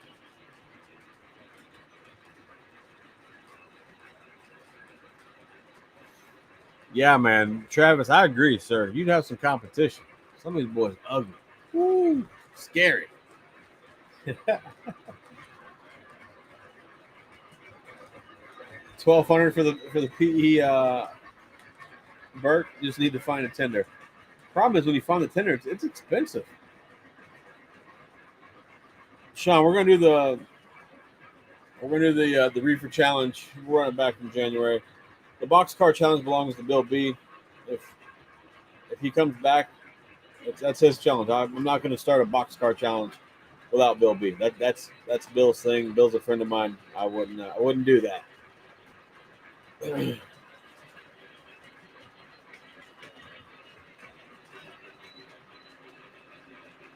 1,300 with a tender. David, are you saying it's 1,300 for the Burke with the Polar Express tender and the Pierre Marquette passenger car challenge? Is that so? Slight cat, expand on that. Is that the most passenger cars, or just run a passenger train? How would you like to see that done? Like, what are your thoughts on that, sir? 'Cause I kind of that one has my interest.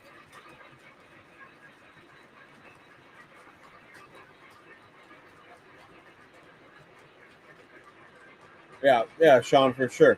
100% respect to Bill B. Bill B is one of the nicest guys in this hobby. Probably should turn this around an hour and a half ago. But yeah, Bill B is one of the nicest guys in this hobby. If you don't know him, um, he's the dude. He's just an awesome person. So I would never try to step on Bill's toes. Bill's a great guy. Polar Express Burke with the tender. Ed, Bill B is doing okay from what Norm said. Norm talked to him recently from Norm's trains. He said he's doing okay, so I'll take Norm's word for it. And Bill's doing good, so hopefully he'll come back and make some videos with us.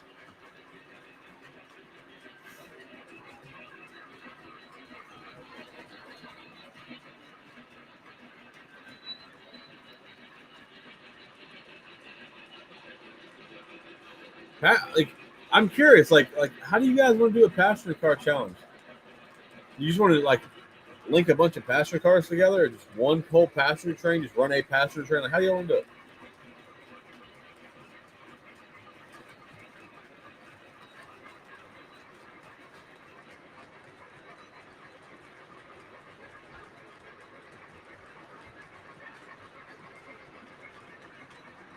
Ohio Angler, you have a lot of Christmas stuff, bro. A lot. Run as many passenger cars as you have. That this might be the winner for the new challenge, boys. I like this. I like this idea. I by no means think of it like I'm not gonna have the most passenger cars. I know some of you guys have a shit ton of stuff, but I think this would be fun. Problem is, I got a bunch of 21-inch cars that would really limit how many cars I run. But yeah, this would be fun. Write this down: passenger car challenge.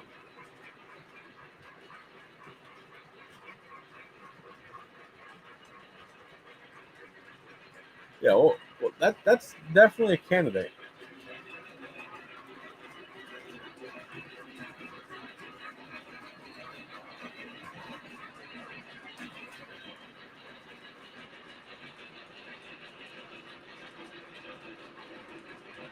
Don, I would be interested in it only if you have the Pierre Marquette tender with it, because let's be real, I don't need a Polar Express Burke. But if you have the Pierre Marquette tender to go with it, then I would be interested in it.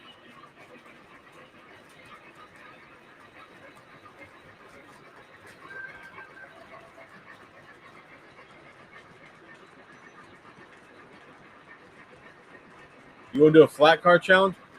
Okay, well maybe we'll. Okay, we got multiple challenges here lined up. Let's see. We started the Ugly Engine Challenge in August. We'll run that for 2 months, and then we'll do 2 months on the flat car challenge, and then 2 months on the passenger car challenge, which will be over around Christmas. Yeah, we could do that. We could do that. I better buy some flat cars.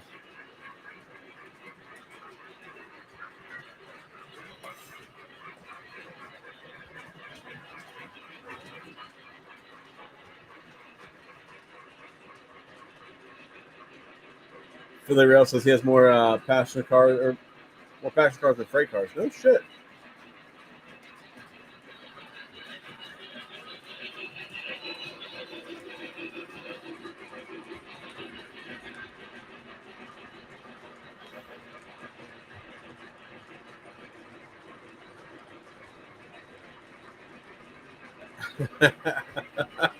HMS, that would be a fun one. That would be a fun one. I know some of you guys have some sort of ways to get a lot of engines hooked up together. So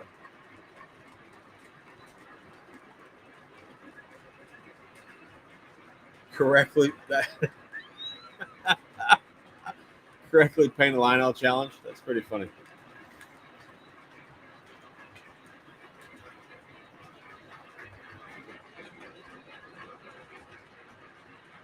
How many different trains can we use for the passenger car challenge? We'll figure this out, John. I do like this idea. I think this is gonna be fun.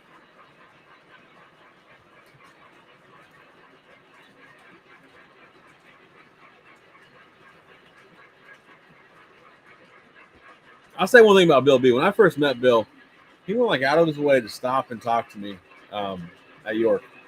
Um, First off, I didn't know the dude was towered over me. I'm like 6'1", and he towered over me. So I did not know Bill was that tall. But Bill's a great guy, and he goes out of his way to talk to people and make everybody feel welcome. So hopefully Bill comes back, man, and comes to York, or at least starts making videos again. We need the boxcar challenge back.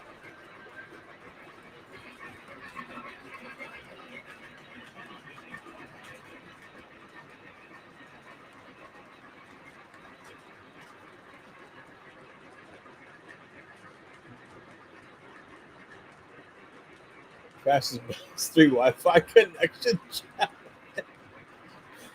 Oh shit! I'm assuming this is an issue. Is this an issue? I don't have base 3 yet, so I don't know anything about these things.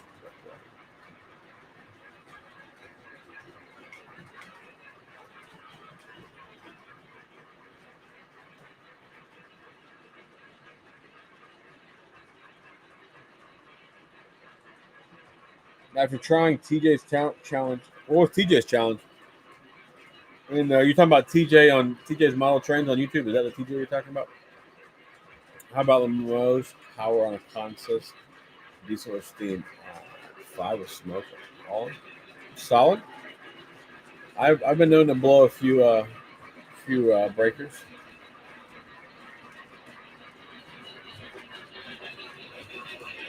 I didn't figure, Norm. I'm a big fan of the cab too. I was in no big hurry to get rid of it, so I didn't figure out that. I don't have the WTIU either. I just stick with the old TIU that I've always had. White whale challenge. That's a good one, Tim. That's a solid one. I really do like that one actually.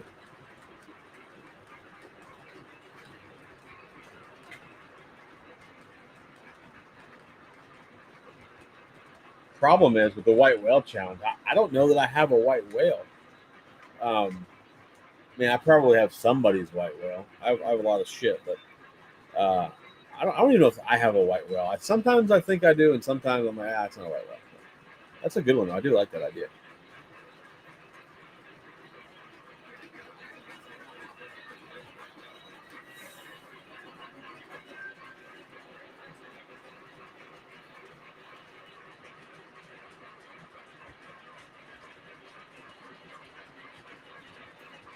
I really wish Lionel would bring back the Cab 2. It was a much better.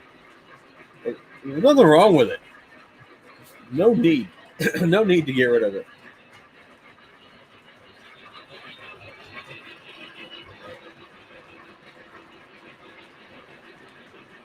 No engine is won yet. I don't know. Like I guess this is my challenge. If I pick a winner, it'd be in my opinion. Um, but I'll even start looking at videos. I give people some time to post videos before I start looking. But if somebody submits a video, I do comment on all the videos on YouTube. There are some being posted on Instagram, which is fine. I mean, they're tagging me in it. It's fine too. So maybe I said there wasn't going to be a winner when I did the video, but maybe I'll retract that and I'll make a winner video in the 2 months time period is up for the challenge.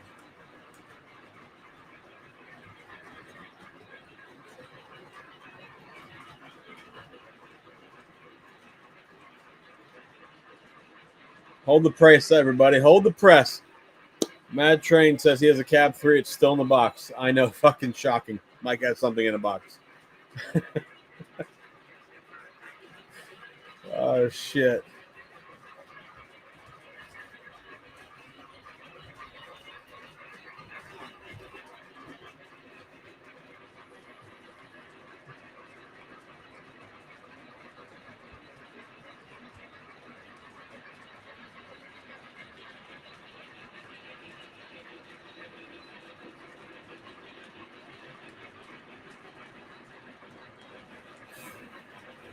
Yeah. I wish the Cab 2 was still being produced. Way better idea. Or just make a new remote.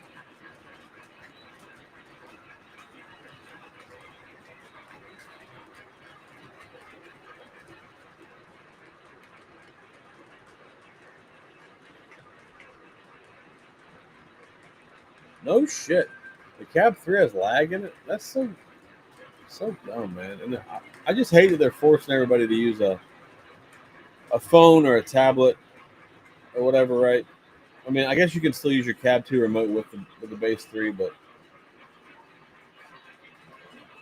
guys, be gentle with your Cab 2s.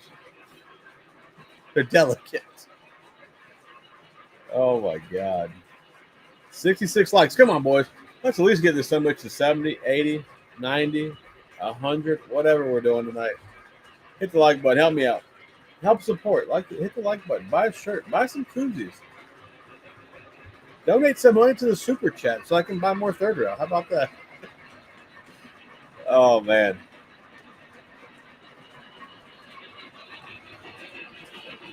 Solid comment, Ohio Angler. Solid comment, sir.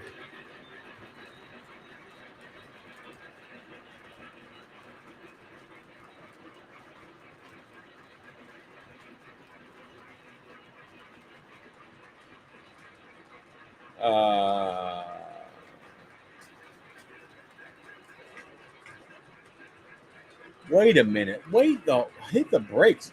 The TIU takes more than 2 full minutes to boot up. That's fucking insane. I did not know that. It's like you totally have white whales. I'm sure I do have people's white whales. I have a lot of engines. Relatively speaking to other people in this hobby, right? I'm not saying I have the most engines in this hobby, but like I have a lot of engines. I do have some things that people will like the Gevo, big boys. The Pacemaker Mohawk is probably on somebody's list. I got some cool ones. I just don't know what my white whale is. I guess right. The Cincinnatian is probably some people's white whales at this point. But Travis, you want to balloon on me all my engines? Joking, but also not joking.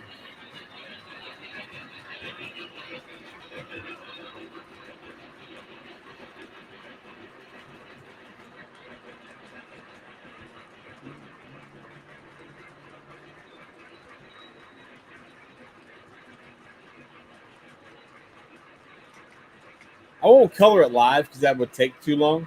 But maybe I would color one and have it ready for next Sunday. How about that?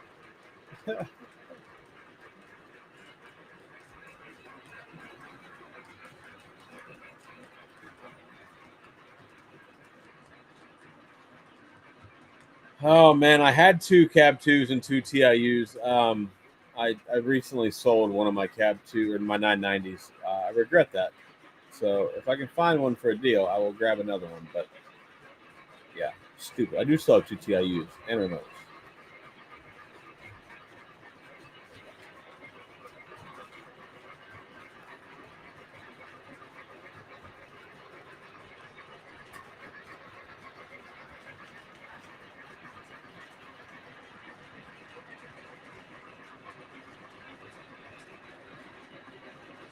Random.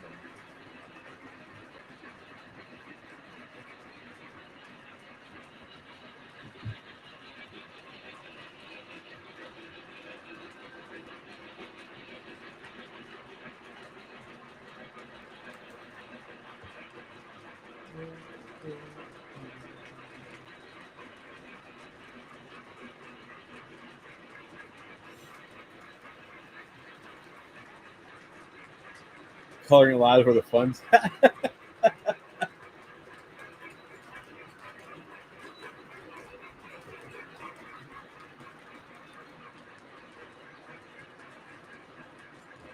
No, dude, my girlfriend probably tell me to fuck off and color it myself. She ain't coloring that shit.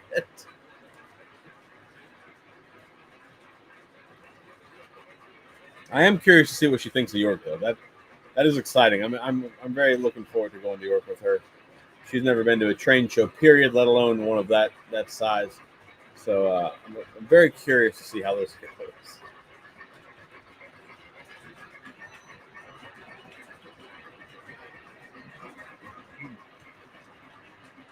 Never know. Maybe one day I'll even have a Blue Nami engine. How much? How much is Blue Nami?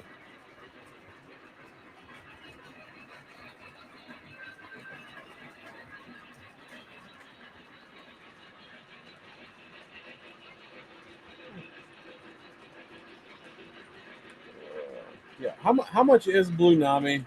Um, like just this the Blue Nami, not the labor to install it. Just how much is Blue Nami?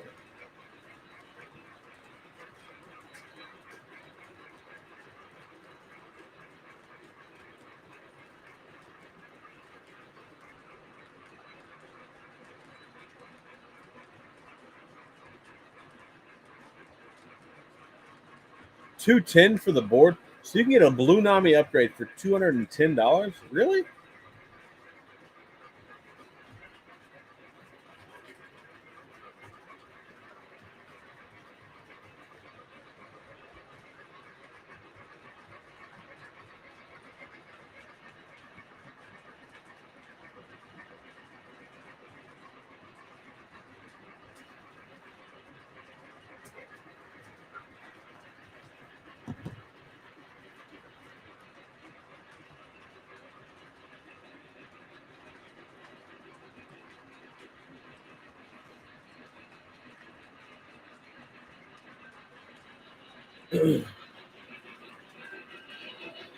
Yeah. So, is there a Blue Nami expert in here that would like to join the chat and talk about Blue Nami?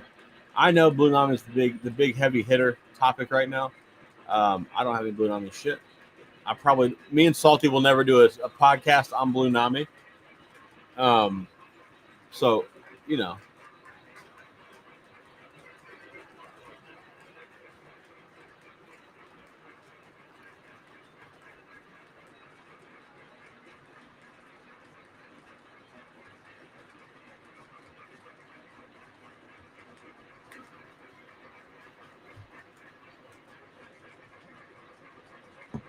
Travis, you want to join? You want to join and talk about Blue Nami? I'll let you join. Sid, Sid and Travis, both of you guys want to join the stream night, talk about Blue Nami? Let me know. I'll send you guys both links in Discord. Anybody down to have two Blue Nami professionals talk about Blue Nami?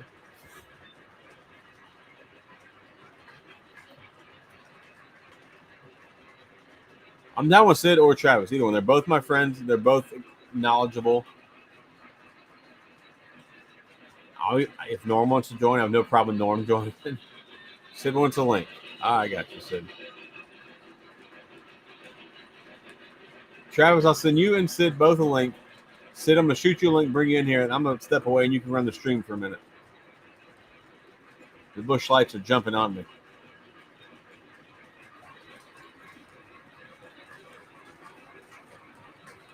Sid, I sent you a link.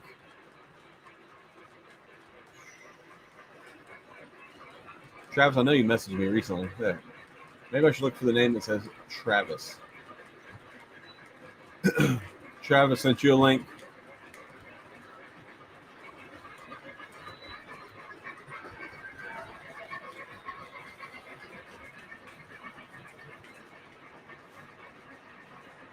All right, we're gonna have Sid and Travis on, or Sid or Travis, however that's gonna work out. We're gonna have some people join us.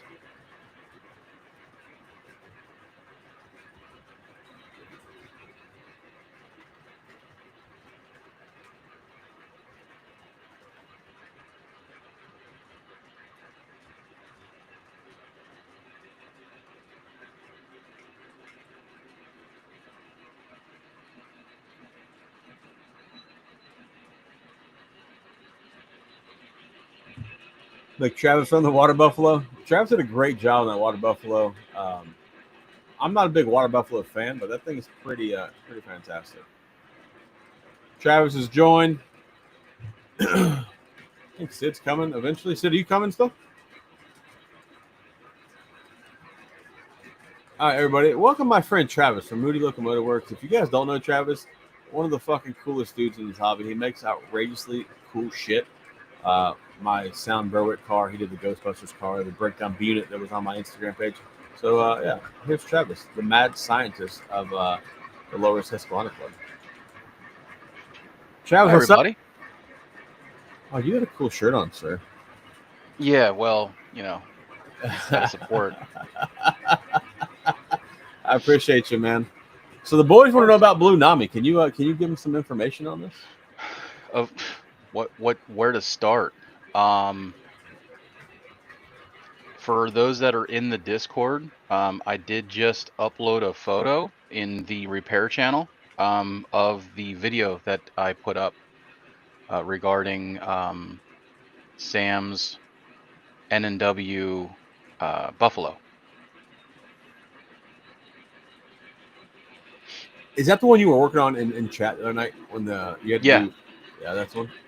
Yep. That video you sent me was pretty sick. I like that. And to be fair, like I talk a lot of shit about Blue Nami, but I've obviously never ran a Blue Nami engine because I don't own a Blue Nami engine. Well, there's a first time for everything, Zach. I know, and I have enough engines that I can send you that need upgraded to get Blue Nami. Maybe a K-Line Hudson. How do you feel about that? I mean, whatever you want to do, bro. Can you do whistle steam? You know me, I'm like a whistle steam whore. I need whistle steam. I'm sure something that Sid would be immediately a yes to. I have not done that yet. So, well, I'll be at York in in October, like a month or so, right? A month and a half. I've got quite a few things you're more than welcome to run and play with. All right, we'll run something at the club there, and maybe I'll get a Blue Nami engine. For fuck's sake, killing me. One of my favorite things to do with Blue Nami is actually electric trains. The traction motor sounds that they have and the pantograph hitting the wire sounds is really good. It's just, it blows everybody else out of the water. Really? So can you run lash ups with Blue Nami like you do on everything Yes, else? you can. The biggest thing is even with other brands is you're gonna want to pair it up with a similarly geared locomotive, right? So you're not going to want to put a switcher with a giant road diesel because the gearing's just not going to, they're not going to match speed very well. But say like our ex-president Bob Herr, he's got multiple GG1s that he uses Blue Nami on, and he consistently consists those together. So they run very smooth together. All right, I'm going to bring Sid in here, and then you and Sid can run the stream for a minute because the bush lights are jumping on me. I'll be right back. Sid, you got it, bud? Yeah. I'll be back. All right, Sid. So he asked the question. You know, Blunami with whistle steam. Yep. I Yeah. think software-wise, I think I would know how to program that so that when you blow the whistle, it hits one of the FX ports. Yep. But it would just be a matter of triggering a relay. Yep. That would then turn the fan on for that. Yep. That's all that I do. And then, can you hear me? Yeah, you're a little quiet, but yeah, I can hear you. Okay. I want to make sure I plugged in a different setup. Yeah, it's exactly what you just said. My camera's being nice and happy. Yeah, it's exactly what you said. Yeah, using a relay. I just run the element off the same circuit as my what was I saying? I run the element off the same as the stack, and then you're fine. Yeah. Okay. And yeah, it's not too complicated. Pretty much any feature you want in Blunami, you're just using a relay and a function. I'm going to close a million tabs. I mean, that's why I'm doo caca. I got so much stuff open. That water buffalo, very nice. Thanks. I was hoping to be able to do a little bit more with the lighting in the engine, but honestly, with it already having a 4-wire tether, I didn't want to cut into the chassis or anything to try to put in a bigger wire harness to introduce all those extra features. So I think it was a good compromise on features and keeping the model looking good. So yeah, I the first ever Blunami conversion I ever did was my water buffalo. I didn't have to cut anything. I actually the MTH 10 pin actually fit right in. See, and that's where you and your massive pile of parts is going to be way more handy than what I can get. So yeah, I'm sort of cheating the system. I flipped it upside down, and so I have a straight tether, but so like the word it says on top of the tether top is down. I have it literally flipped around. But yeah, no, that looked really good. That your speaker work is much more nicer than mine. Just to put it bluntly, mine is just a basic, just 50 millimeter round, big old fat boy from basically Lionel, but it's whatever the Visaton equivalent is. About 3 years ago, I went on Amazon and purchased every 8-ohm 3, 2, 1 watt speaker I could find to figure out which ones sound the best. Yeah. And that happened to be one of a 4-pack, the 3 already been used. And I knew that the quality was going to be great, and it was a tender that was big enough that it would fit in. So, and then of course, with the sound cars that I've done, the box cars, I've kind of gotten a little more practice on giving myself a little more baffle space, making sure that it doesn't hit the chassis to vibrate. Yeah. All my well, you can see it over there now. I have a 3D printer now, but before I just had friends printing me rings to keep the speakers off the frames. I'm trying to think if I've ever installed a baffle that I made. I've installed baffles that like MTH baffles and like that A4 the British thing. It's got that tender's so tiny, so it's got a little MTH baffle in there with a small Visaton. But I don't think I've ever installed a baffle because I've never had a need to because I've gotten the bass and the volume I've needed. Yeah. Zach, I got to give you props. It is way harder to talk and read at the same time than I anticipated. It's a lot, dude. It's wow. So for anyone that's asking questions and saying hi, I apologize, but this is my first stream ever. No, so you guys can talk Blunami. I'll highlight comments for you guys. I was just texting real quick, so. No, I get it. I remember one of the first streams I ever did. It was terrible. Couldn't keep up. There you go, Sid. One for you. Well, see. Wait, Travis, do you have the? You're in the group, so you have that. I have it. So there is a way. It's not public currently, and I wasn't the creator of the software that lets you do this. There's ways to do that, David. Or that's not. Hold up. It's His name's David, but spelled different. I was messing with my head there. Yeah, there are ways to do it. I'm sort of being like discreet because I don't know what the creator wants and doesn't want. I'm friends with him, but it's his software, so I can't. So I don't I've really talk already about asked it. the question from him, and he actually gave me permission to share it with a friend of mine. So I think we can talk about it a little.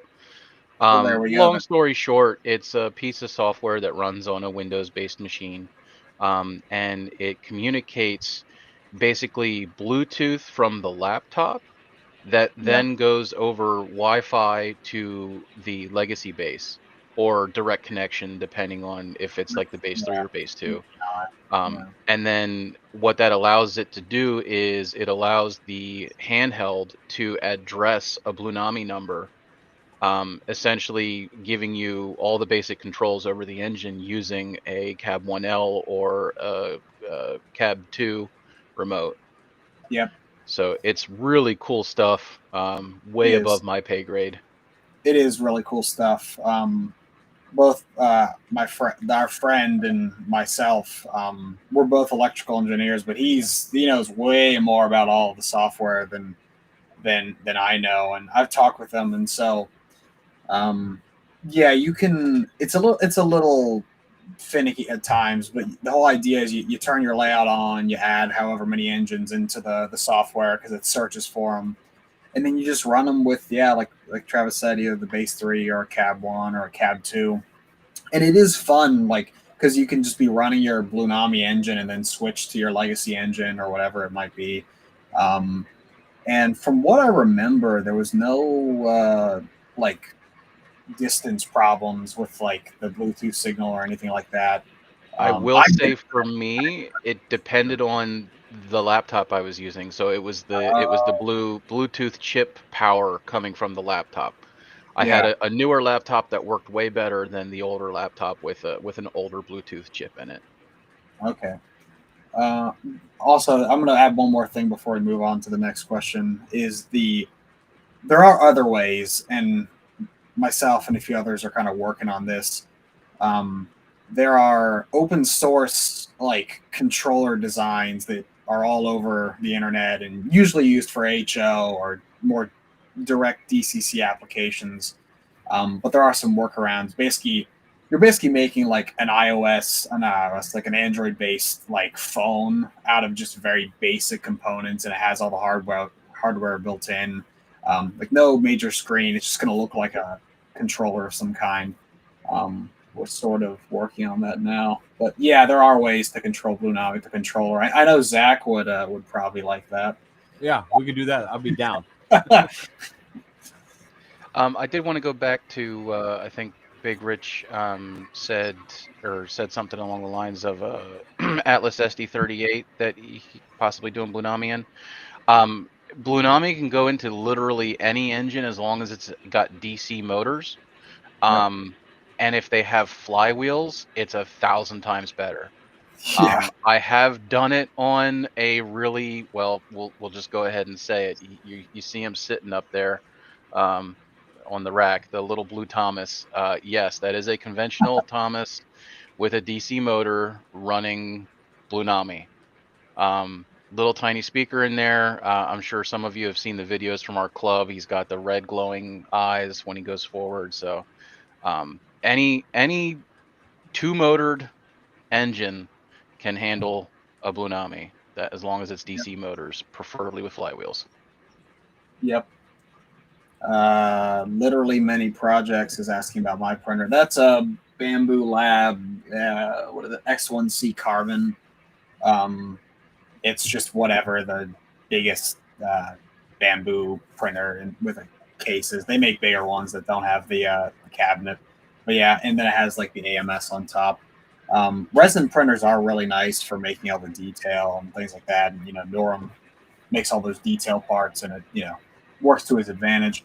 I don't make as much detail stuff. I make brackets, and heck, I've probably made more brackets than I ever really needed. Instead of just making something out of brass now, I just make it out of plastic. Um, but yeah, it's just a Bamboo Lab X1C. Travis, what printers do you use? I know you have a couple, right? I have a Prusa MK4. It's like the second to last generation of Prusa printers. If everyone bears with me for a second, I actually have a wireless camera I can show you. So my printer's right over there. It's not the largest printer in the world, but I'm in the same boat as Sid. I'm really only like printing brackets and other kind of minuscule things to make other things work. I also, like I printed those 3D bumpers. The only reason I didn't go with a resin printer is when I was when I was searching for, reputable brands and what kind of printer I wanted to get, um, with the idea that this was going to be at the train club, I didn't have a way to vent any noxious fumes or anything, and that's kind of a big thing with resin printers. Well, it was then. I think they've gotten a lot better now with the chemicals, but I just didn't want to have to be in a small room with that.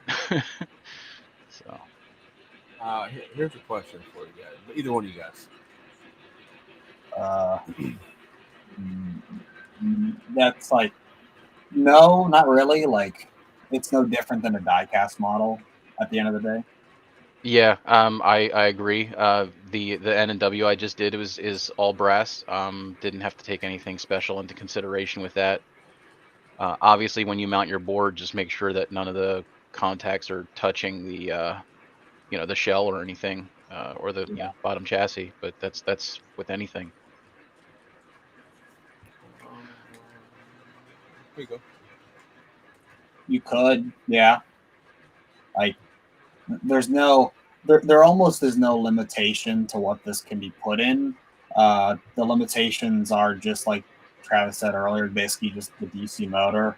And then after that, it's just how far you want to go in terms of feature set. Like, I know the old GE hybrids, or all of the GE hybrids made by MTH and Lino, have the flashy lights, and so if you wanted the flashy lights, you'd have to come up with your own circuit to make it do that. That would be triggered off the Bluenami board. But yeah, you can put it in there. This is good. You guys will like this one. I'm pretty sure. I actually just saw this. So there's pros and cons to it, right? And in my mind, I think there's more pros than cons. I've actually done 2 dead rail engines. One being Thomas. I was able to shove batteries in Annie or Clarabelle, whichever one, with an on-off switch. And then the other one that I did was a Galloping Goose. So it's really cool that you can literally set it on a layout or even the floor and just fire it up and run it. So it's really cool especially if if you're going to a layout that's not quite done, like if they don't have power, you can still test track without power being put on. And the other thing is too, especially with layouts that have dirty power or conventional layouts, you can run with them no problem, and they could still run conventional trains while you're playing with your digital one. Having that ability, I think is kind of awesome. The only, I think, con would be is having to charge the batteries all the time. So very minimal. A couple weekends ago, I saw my first ever Bluenami dead rail conversion. It was just a G-scale model. Obviously, you can do dead rail and a bunch of different things and just different ways to apply it. I'm not a dead rail person. I understand the appeal for outdoor stuff or just wanting the versatility. But if you have an at-home layout for yourself and you don't plan to take your stuff anywhere other than your own home, dead rail seems strange to me if it's 3 rail specifically, because I'm like, you have 3 rails for the power pickups. But there's nothing really wrong with it. It's more so that's just sort of an opinion thing. From a technical standpoint, there's not really anything wrong with it other than just having to charge it whenever it dies. I just remembered on my top rack over here, there's 3 SD70 ACEs that I actually put toggle switches in so that they can choose whether they're pulling from battery power or track power.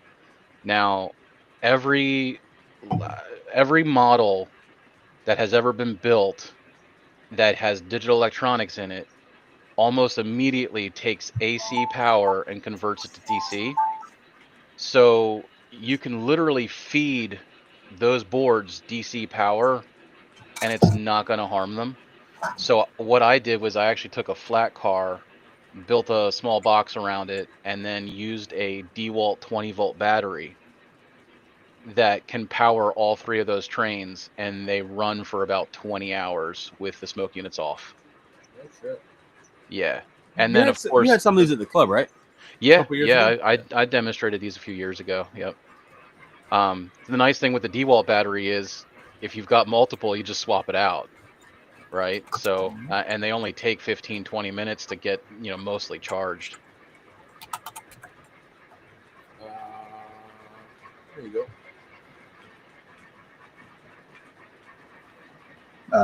Other than changing the board, the speaker, if it's not an 8 ohm, what was it, up to 3 watt or within 1 to 3 watt range, or is it 5 watt? I don't remember. But it's just other than the board, it's just the speaker is the main thing. The lighting is usually compatible in some way with resistors or no resistors, but other than the board, it's just the speaker is the only thing you should probably look at to make sure you're not going to blow up an amp. I know for me, one of the biggest pros of going Blunami over other brands to upgrade is the not needing to put a tack in. There is no sensor on the flywheel like Legacy and MTH, Proto 2 and 3 require. It is getting full speed control through backfed EMF from the DC motor. So that to me is just, it's 2 wires, no tack. It's super awesome. There's no sticker to put on the flywheel. That dries out and it falls off eventually. So.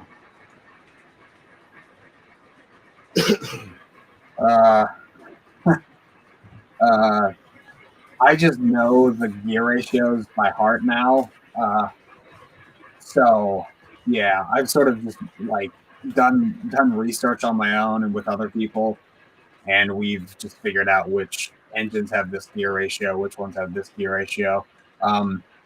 Fortunately or unfortunately, all of Lionel's RCMCs are currently back in Asia getting repaired.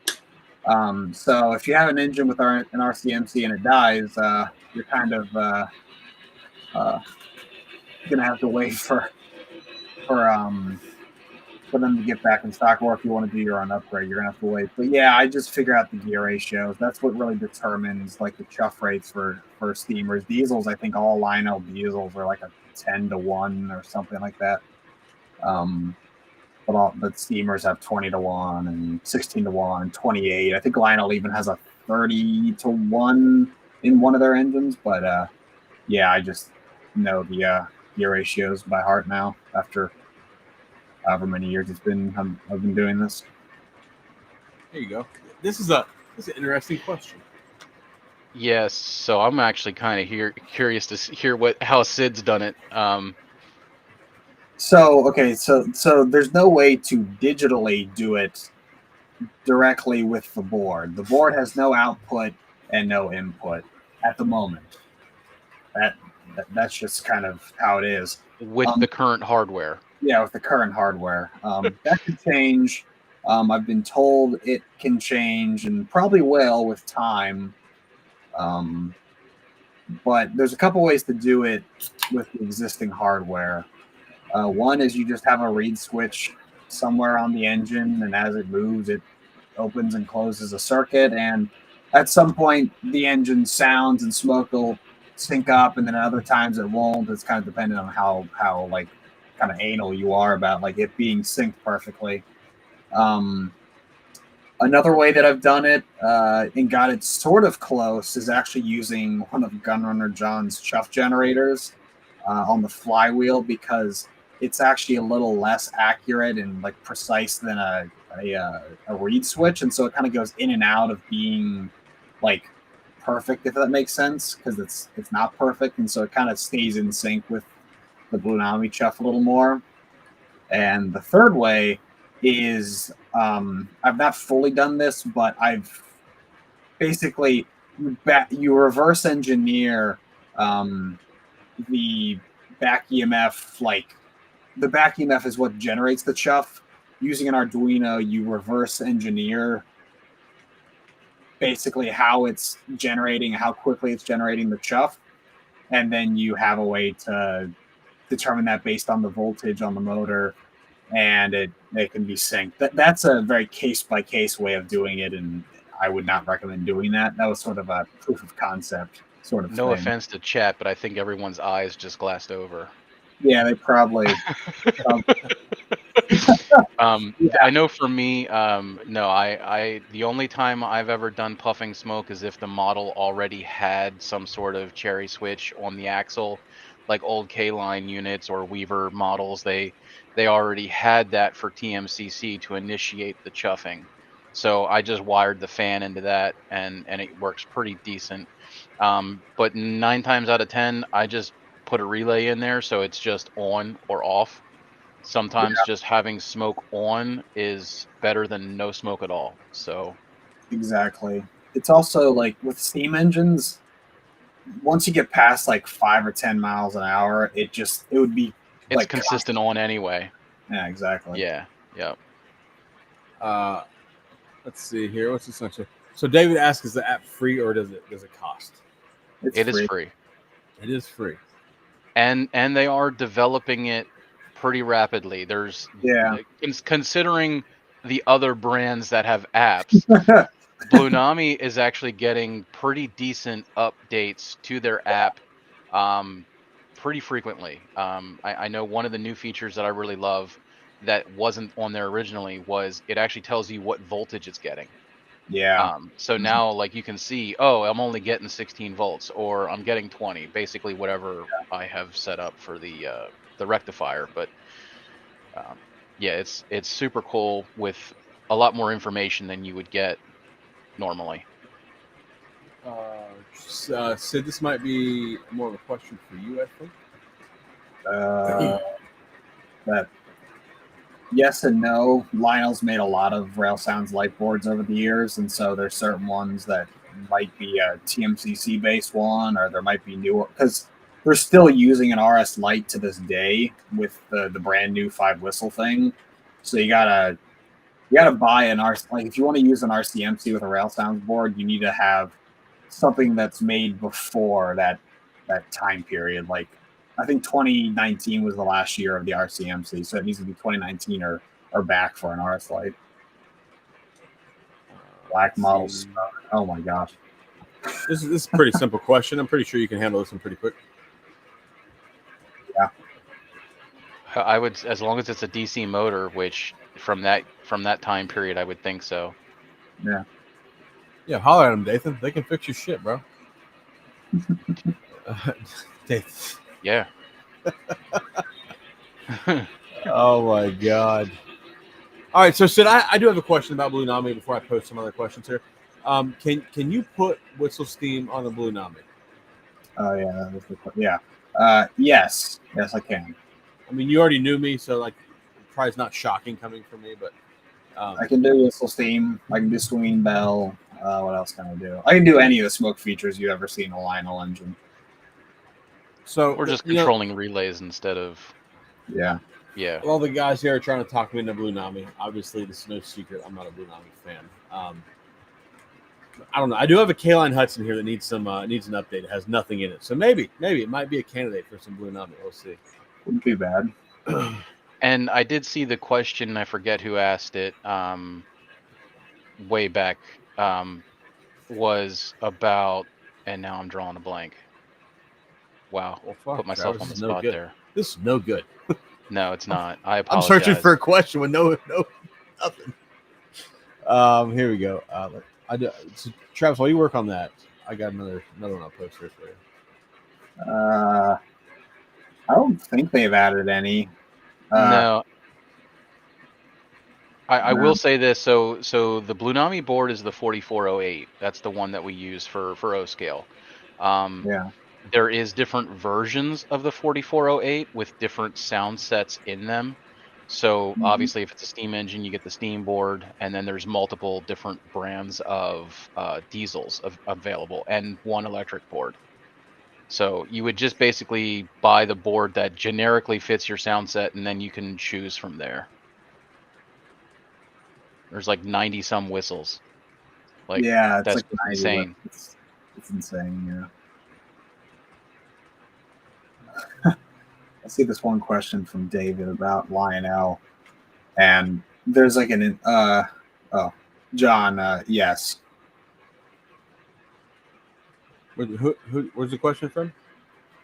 David. It's about Lionel and then getting a contract. There's sort of I wish there was more people on here. Travis might know. There's a bit of an inside joke among a lot of people connected to the Miniature Models podcast and just our whole little Blunami DCC circle is they won't do that because Lionel's the standard, you know. Lionel's clearly above everyone else, and so they're probably not gonna do that. They've made it pretty clear that they don't really care about dealing with that. They just want to deal with their own hardware. I won't say like specifically what it is, but I do think they've been scared a little bit by Blunami and its chances to enter the 3-rail market from the factory. I remembered what one of the questions was. It was about using the app in a cell phone, and how a lot of people want to use a remote. I totally understand not wanting to use your cell phone to drive the trains, but for what a remote costs these days, you could literally just buy a cheap Android tablet for $50 and have it be your Blunami remote. So that's the route that I went. That way I can record videos with my phone while driving the trains with the Blunami app on the tablet, or an old cell phone that I have laying around. So that was my suggestion. Because it's almost impossible to get a Cab 2 remote for under $300. You know, if you've got a WTIU, unless you've got the cable or the Wi-Fi adapter, you can't use the remote at all anyway. Yeah. So it just makes sense and I know it's unfortunate for some of the guys in here, and I'm kind of on the same boat. That moving forward, it seems like everything is smart device based now, not physical, tactile buttons, which, yeah, it kind of sucks, but it's the way we're headed, unfortunately. All right, real quick, Yes. let me answer this. Slide cat, there's zero chance I'm taking the Proto Sound out of my Cincinnatian and putting Blunami in. Not happening. Me being a Blunami guy, and I will admit, if it's got working stuff in it and it's relatively recent, there's no reason to upgrade. If you've got, Proto 2 3-volt or Proto 3 or Legacy or even TMCC with Odyssey, if it's working, just wait until it doesn't work anymore. So, like, the only thing that Yep. may happen to the Cincinnatian is we may go from PS2 to PS3, 4, which will stink, because I'm that guy. But I also have no to Blunami. boast a little bit. I have a pretty good sound set for the Cincinnati, so I know, I need it. Yeah, I need know. that. I see you, John, and yes, I understand. I too would rather have a tactile button than the tablet, but it is what it is for now. Yep. Unless you want to go full DCC on the whole layout and use Wi-Fi throttles. He can go talk to our friend Dan, and Dan will tell him how he can DCC his whole layout with every relay in the world, so he can flip back and forth. And Oh, damn. AC just works so much better than DC. It is very So- consistent. So can Yeah. you can use Blue Nami on iPad or Android? Yes. Yeah. The only thing that I've noticed is if you program a Blue Nami engine using one brand and then you try to run it using another, some of the wording doesn't stay, some of the presets go away. The overall programming of the engine stays there, but it's almost like the two apps don't like to communicate to each other for some reason. So if you program something in Android, I would recommend continuing using Android, Yep. but that might be an app fix in the future. It's the fact that I think it's kind of an app problem and a hardware thing because, like, you can back up data and CVs and things like that, and some like a lot of the CVs will save, but like you said, like wording and things like that won't.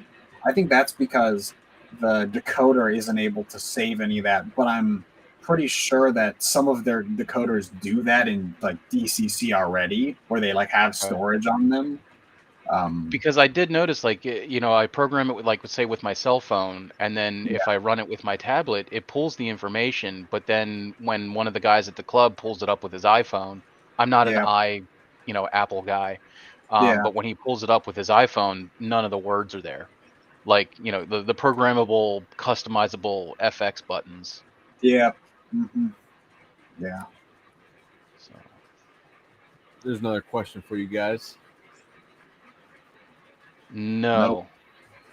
That is still the one thing that Proto 3 and the DCS system has kind of a champion for.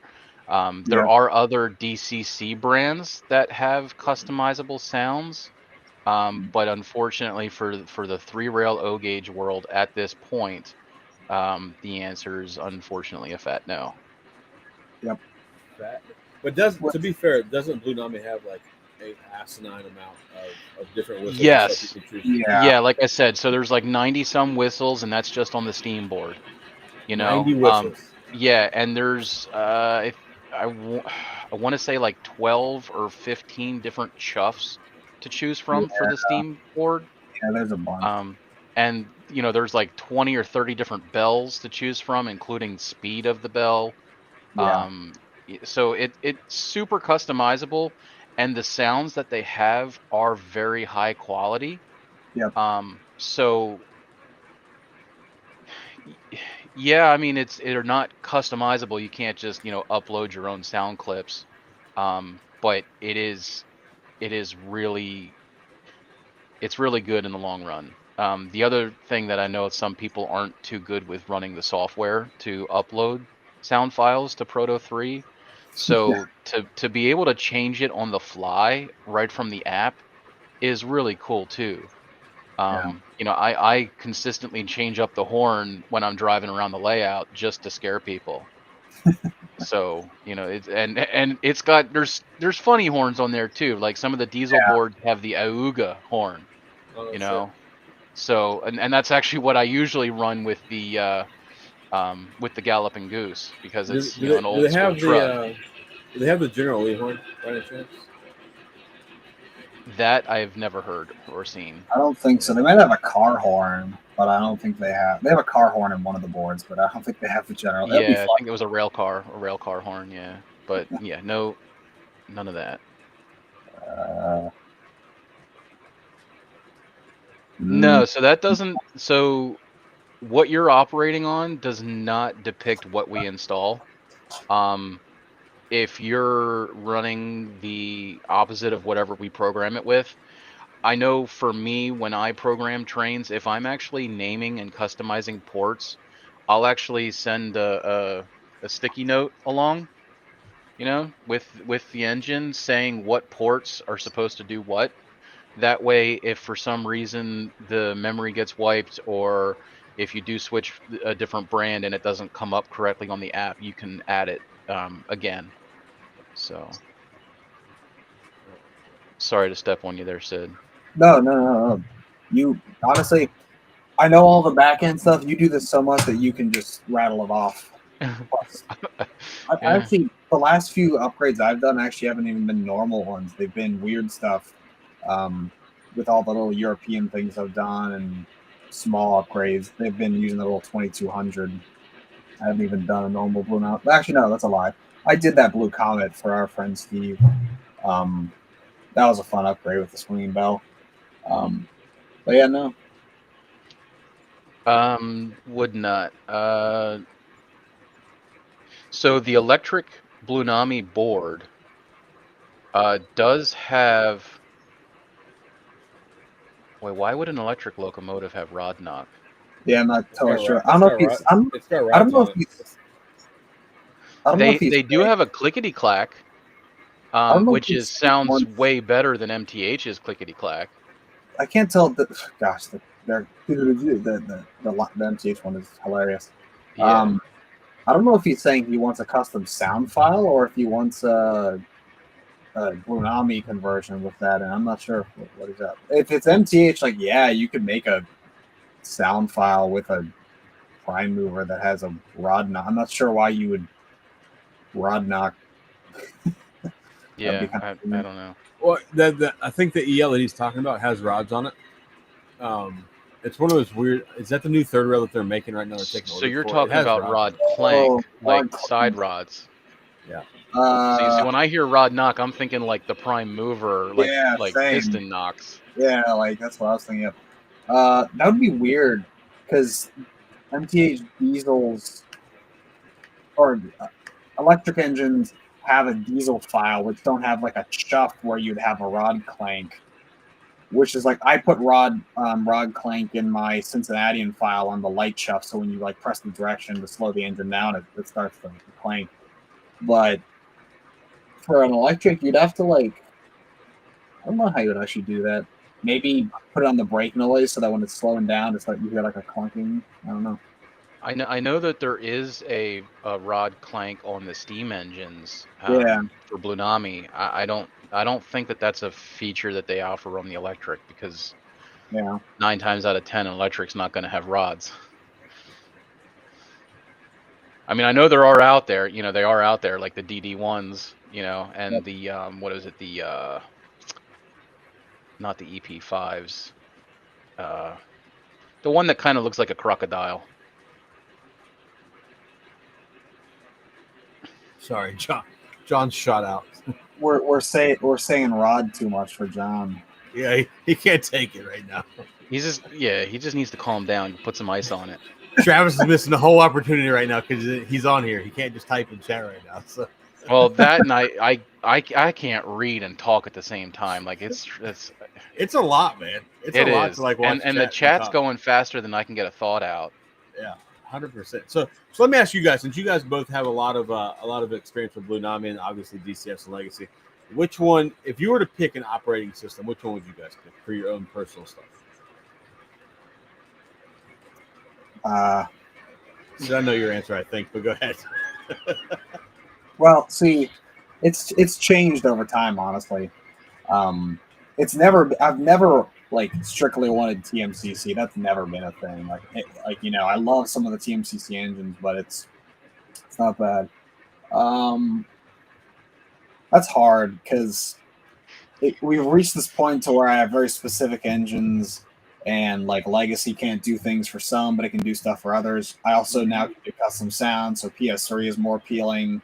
But also PS3 is back in the market. It's not just this unobtainium thing that MTH was making, but then they didn't have support for now. Hey, we're getting another revision of the Stacker board now. We had revision 1, now we had F, and now we have another one. And then then Blunami is really nice, but I don't put Blunami in a ton of my own stuff. Like I've put it in a few things, but I don't have stuff die on me all that often, so I haven't had a need for it. So it's kind of a case by case thing for me. I used to be like, Legacy all the way. But I've reached the point where I have all the nicest Legacy engines I want. So it's sort of like a case by case thing. So to answer your question from my side, when I first started in No Gauge, I had everything. And then over the first year, maybe year and a half, I went full Legacy. everything's legacy. If it didn't have legacy, I sold it.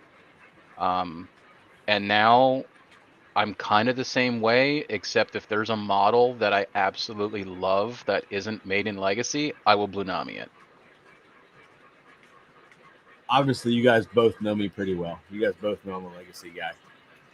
But here recently, I have been opening up a lot more to DCS. I don't like the sounds of it. Obviously, they're not as robust. They don't hit as hard, But maybe at York this year, you guys can show me some Blunami shit that might get me excited and want to do it. Have some Blunami stuff. But for the most part, I'm gonna keep riding legacy.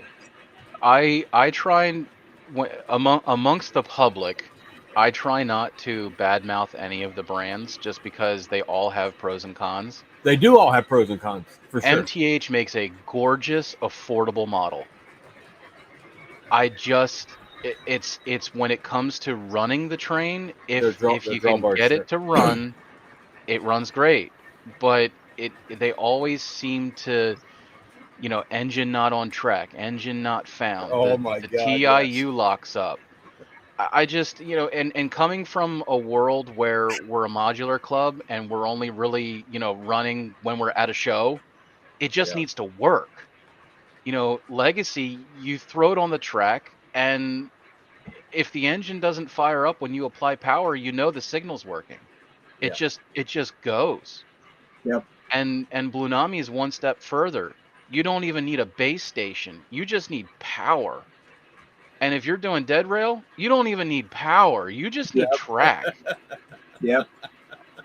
And your smartphone. And so another thing to point out too is, I know some of the guys that don't have legacy bases but have legacy trains, they use the Bluetooth side of the Cab 3 app to run their trains.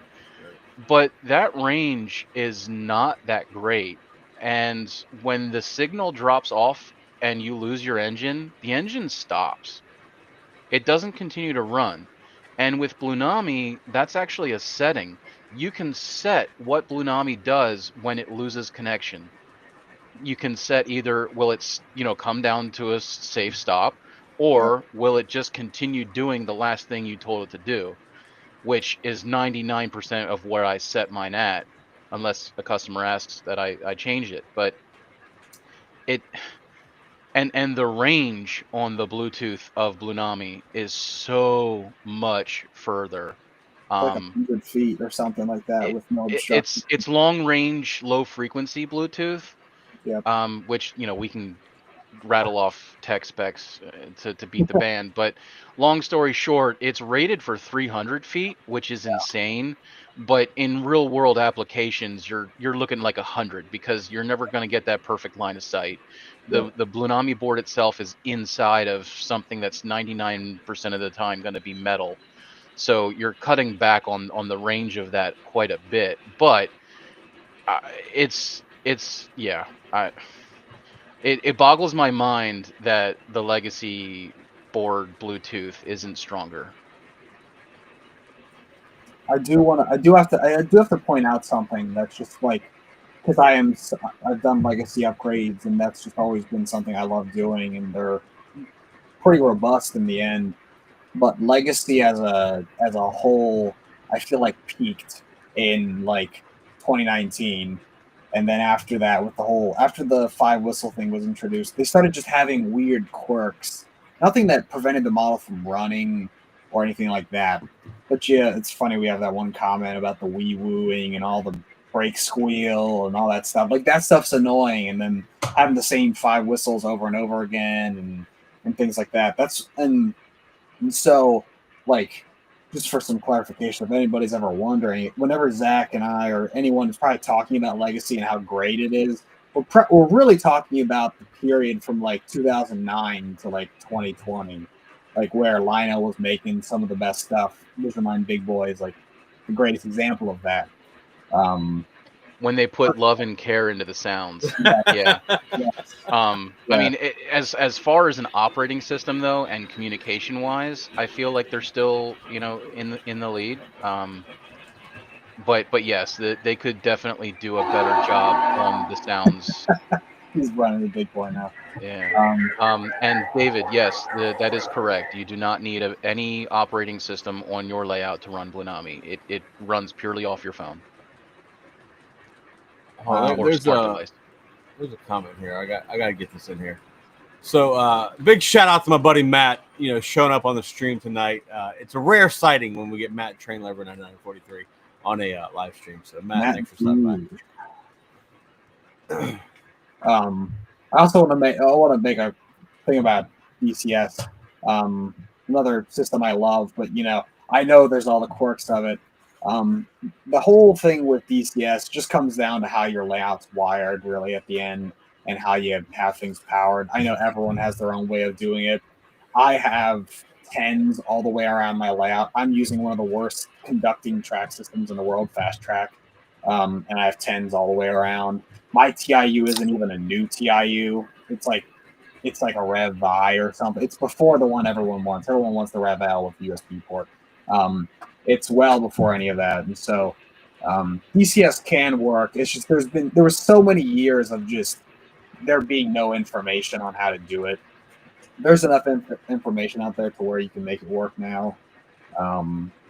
It just takes a little more. It takes more than just hooking a wire up, which that is the luxury of Lionel or Bluenami, where you don't even need a wire. You just set it on the track and run.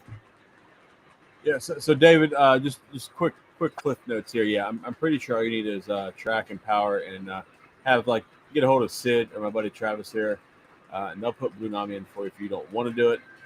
They're both more than capable. So if you guys have heard me talk about Travis, obviously Travis is next to me on the screen right now. Then Sid, everybody knows Sid, he's below me. Those are the two guys that have done most. They've done all of my upgrades on anything that I've had. So contact those two guys. Okay. Are you below me? You're next to me on my screen. So no, you never mind.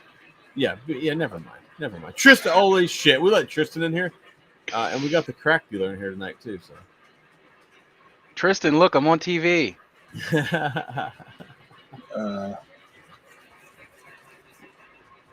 So Travis, let me ask you. So you said in chat before, are you going to be doing repairs at York in the parking lot? Is that a thing? Is it an actual thing? I gotta know. I gotta know. I need to know if it's something that. Well, first of all, I don't know if the TCA would even appreciate that. I bet you. Let's see. Okay, I'm not going to speak on their behalf, but I'm pretty confident if honestly, if I wasn't doing stuff and didn't want to just walk around the show, I would just have a booth where I could just do basic repairs. I would not be surprised if they would be open to that, whether it be outside the show or in the show. Because like MTH, you used to be able to just walk up and say, "My smoke unit's dead." Here, like a day later, it's fixed. Yeah, see, I'm not really looking at doing all that. I was thinking, because I've got an F-150 that's got a built-in generator, so I have a portable power source no matter where I go. Yep. It wouldn't be that difficult for me to bring a TIU, a base 3, and a small test track, not a loop, just a piece of track with some rollers and basic hand tools, right? So if someone just bought something and they want to see if it runs like with the digital systems, because I know some of their test tracks in there are just conventional.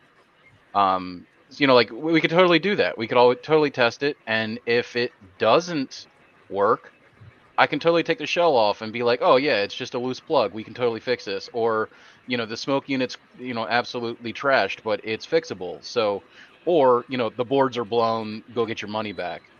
That kind of stuff. I don't know. It depends on if there's enough interest for me to do it. I could totally do it. I would probably just choose one day, and then I would probably split early so I can get back to the club in time.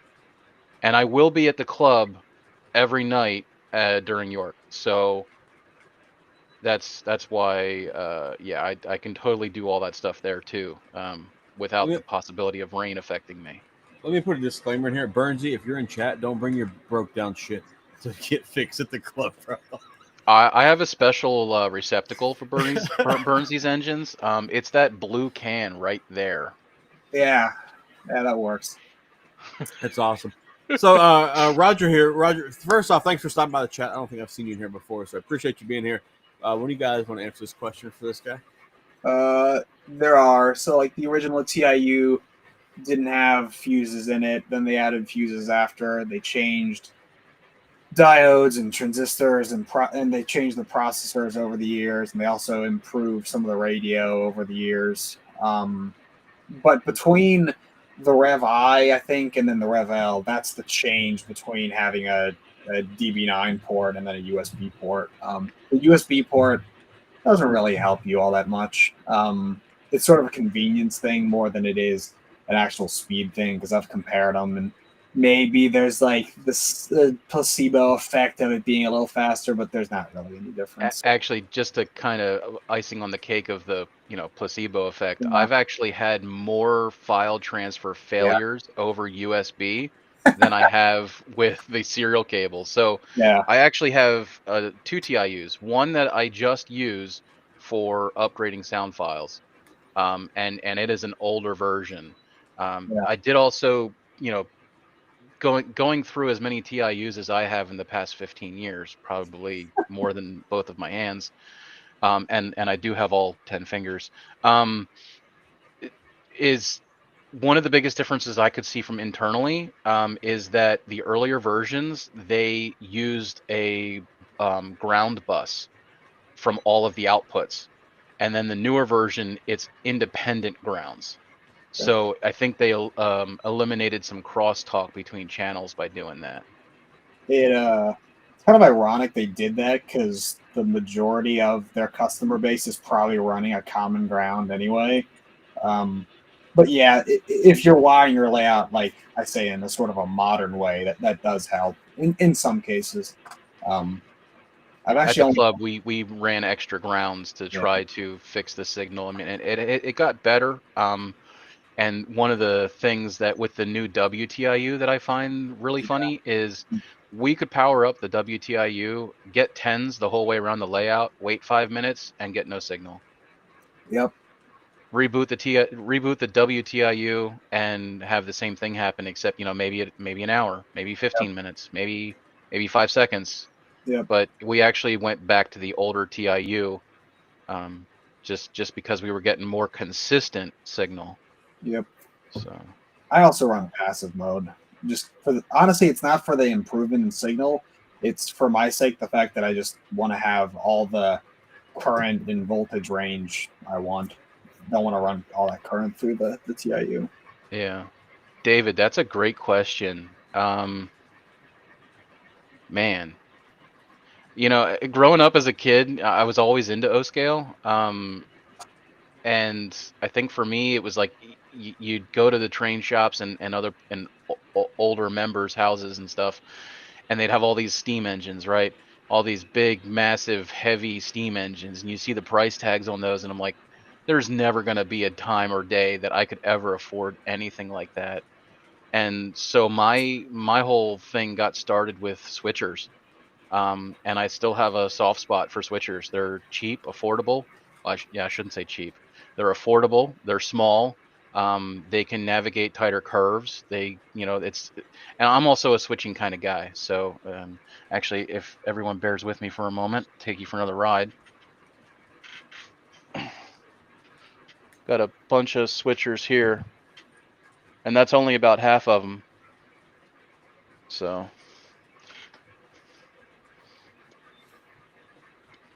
you're on the big screen. I was late on the switch there. Sorry. yeah, no worries. For me, No one needs to see me full screen there, bud. I don't want to break everyone's screens. Hold on. Sid, before you answer, Travis, you need a shirt. We'll fix trains for beer. I don't know if you drink beer, but if you fix trains, I'll drink the beer. However you want to do it. It doesn't matter. Deal. Yeah, I don't drink much, so. All right, Sid, you want to answer that question on the first engines?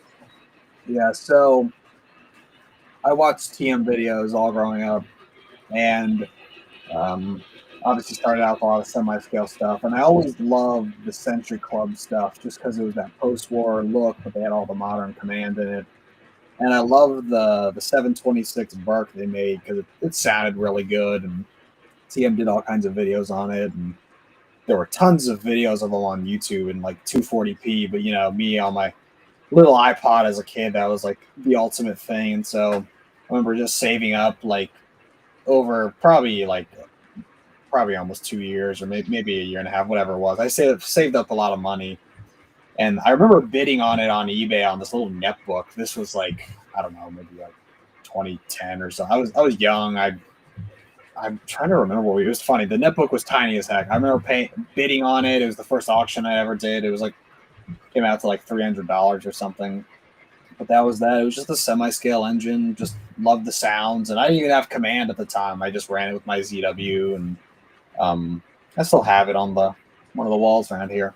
But yeah, that kind of led to all of this. Look at this. Madness. David Walker with all the good questions. Yeah, right. He's hitting it hard. I feel like that's sort of the same question over again.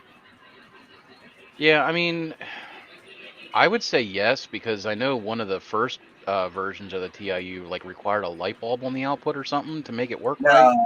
No, that was like a that's an old electrical trick. Just either way, the technology is as old as I am.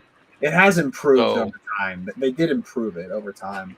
I mean, I know Tristan's in here. He likes to say that that he's got trains that have tech in them that are older than him completely, and that's not a lie. I mean, it's not a lie. He's pretty young. Well, I mean, yeah, it's still, the technology is not that new, especially when you think about the difference between Proto 1 and Proto 2. It's very, very minimal differences. So yeah, Proto 1's been out there for a long time. My answer to this question is yes. When? I have no idea. Because I don't know anything about it, but I would hope so. I've been told by I've been sort of told by both that there's always the possibility, and one's been a little more clear than the other. But yeah, I don't know when. Solid answer, Sid. For those of you that have the new WTIU and a remote that wish it would work untethered, there is a guy by the name of Mark DeVecchio.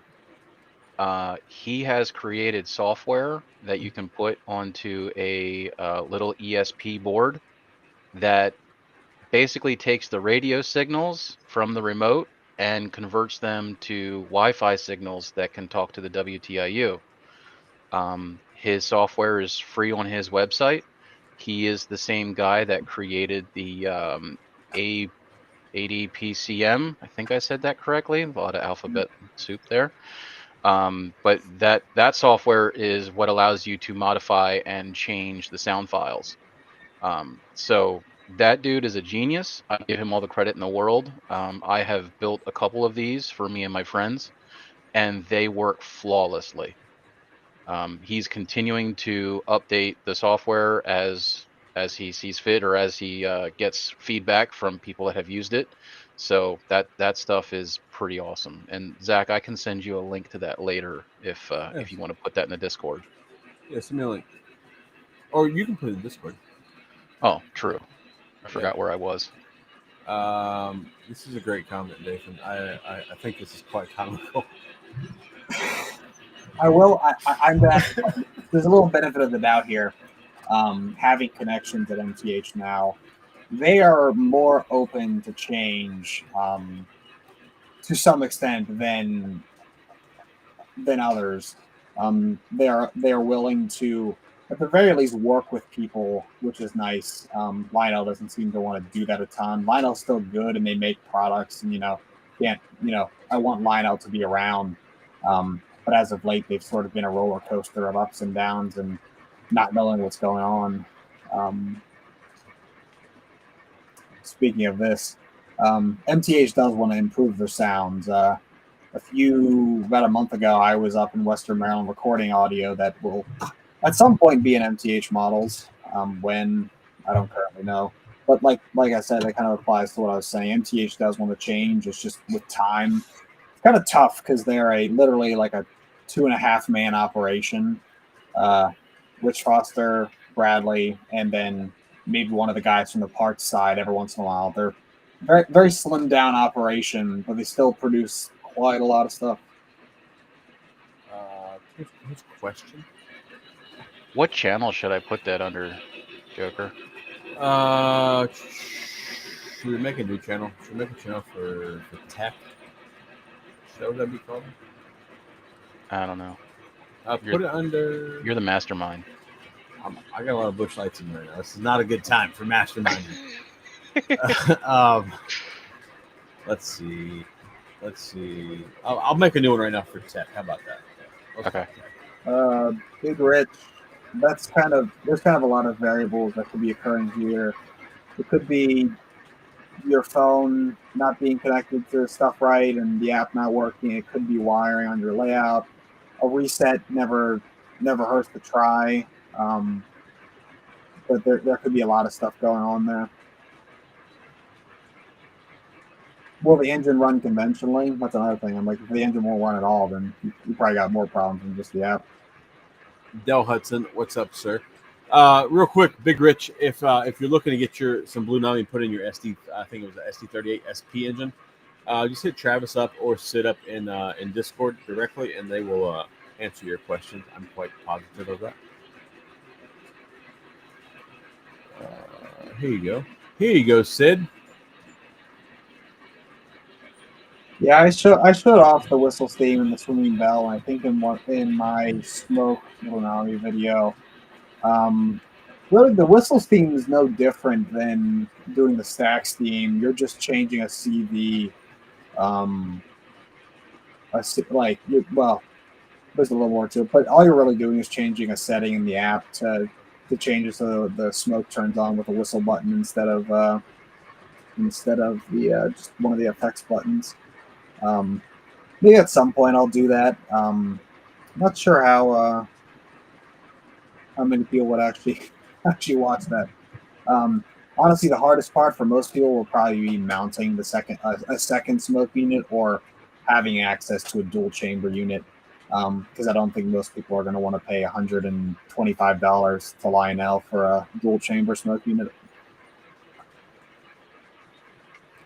Let's see. I just saw David's most recent comment, and I feel like I'm missing something. Did we miss something? I think I am. I don't know. Whoa! I don't know. I don't know if the maybe okay. Yeah, I don't know if the content's here, but hey. This is his most recent comment since that one. I don't know. I don't know. Wait. I'll just say wait and see. Yeah, wait and see. York's coming, boys. York is coming, and there might be an announcement from Third Row. You heard Jay. Jay said it. It's not like I'm fabricating this shit out of nowhere. Yep, Jay did say it. How many likes we got tonight, Sid? Travis, one of y'all? What are you asking me for? I can't read chat and talk to you at the same time. Yeah, fuck everybody. Terrible ideas. How many likes we got, chat? Somebody let me know. Yeah, I have no idea. I don't have YouTube open. I don't want the whole echo thing. 57. 57 likes? This is terrible, boys. Come on, hit the like button, man. No one likes me. That's fine. We got Sid and Travis here. Come on, boys. Get more likes, man. Terrible for a Monday. I mean, if we got a quarter of a like for every engine Sid has on the walls around him, we should probably be sitting at like 1,000, right? We'd be doing fine. Not quite that many, but I wish I was on that level. Oh, we're at 73. Jim says we're at 73 likes. That's a feasible number, boys. Let's get this sumbitch to 80, 85, 90, whatever. Let's go. Hit the like button. See, I told you I couldn't read and talk to you at the same time. It was 57 watching now. Jesus Christ, Travis. Here I am trying to get you some upgrades. You can read. Oh, my God. Look, give me wires. Don't make me read. I see that. I see that 100%. I see that. So since I got both of you guys on here, both of you guys are my friends. And so if I was to do my other K-Line Hudson, I have both road numbers of the K-Line. What could we feasibly do to this? Like, if I sent to Sid says he can do whistle steam, but maybe we could just do maybe we should a normal upgrade. Like, I think Travis told me that the Blue Nami is $210. Is that right? Ish. 210-ish plus whatever. What's labor typically run for you guys if somebody's wanting to reach out to you guys? It wouldn't. Well, for me, it's a case by case. But honestly, it's not going to be any more than a PS3 upgrade, which is like for me is like 150, or if it's a weird convoluted thing, maybe 200. That's a feasible number, I feel like. Yeah. Solid. I mean, now don't get carried away, Sid. Don't put no fucking Blue Nami in my Challenger or my big boy. I'll get a little pissy over that. No, that's not happening. That's more work than it's worth. There is one thing I have to bring up about Blue Nami. Putting it in Lionel steamers that have the IR tether becomes a whole thing because you need a way for to have a plug to go from one side to the other to have any kind of connection. And so when you have that wireless drawbar, that kind of gets in the way of doing that. I wouldn't recommend ever putting Blue Nami in anything that has that, because pretty much anything Lionel that has the wireless drawbar is pretty nice. Like, it's going to be good enough for what it is. Pretty nice, yeah. Because even early TMCC had a wired tether. So, I mean, usually anything that has Odyssey in it is going to have a wireless tether. So, yeah. And then to follow up with the question, I'm about the same as Sid.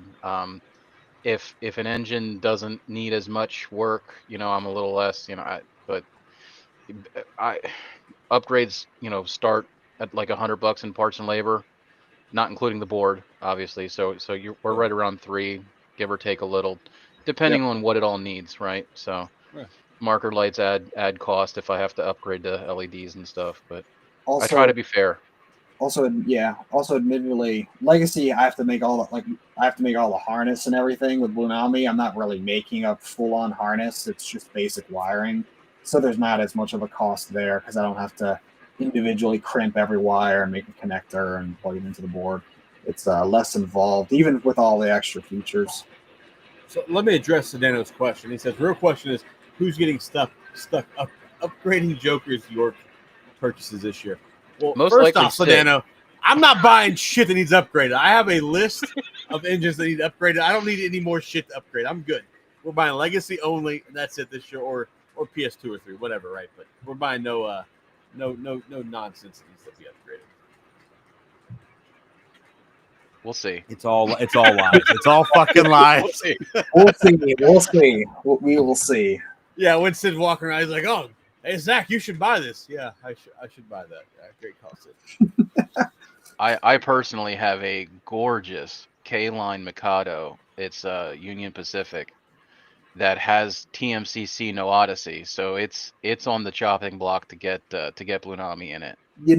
I can't hear you, Travis. I don't know what you just said.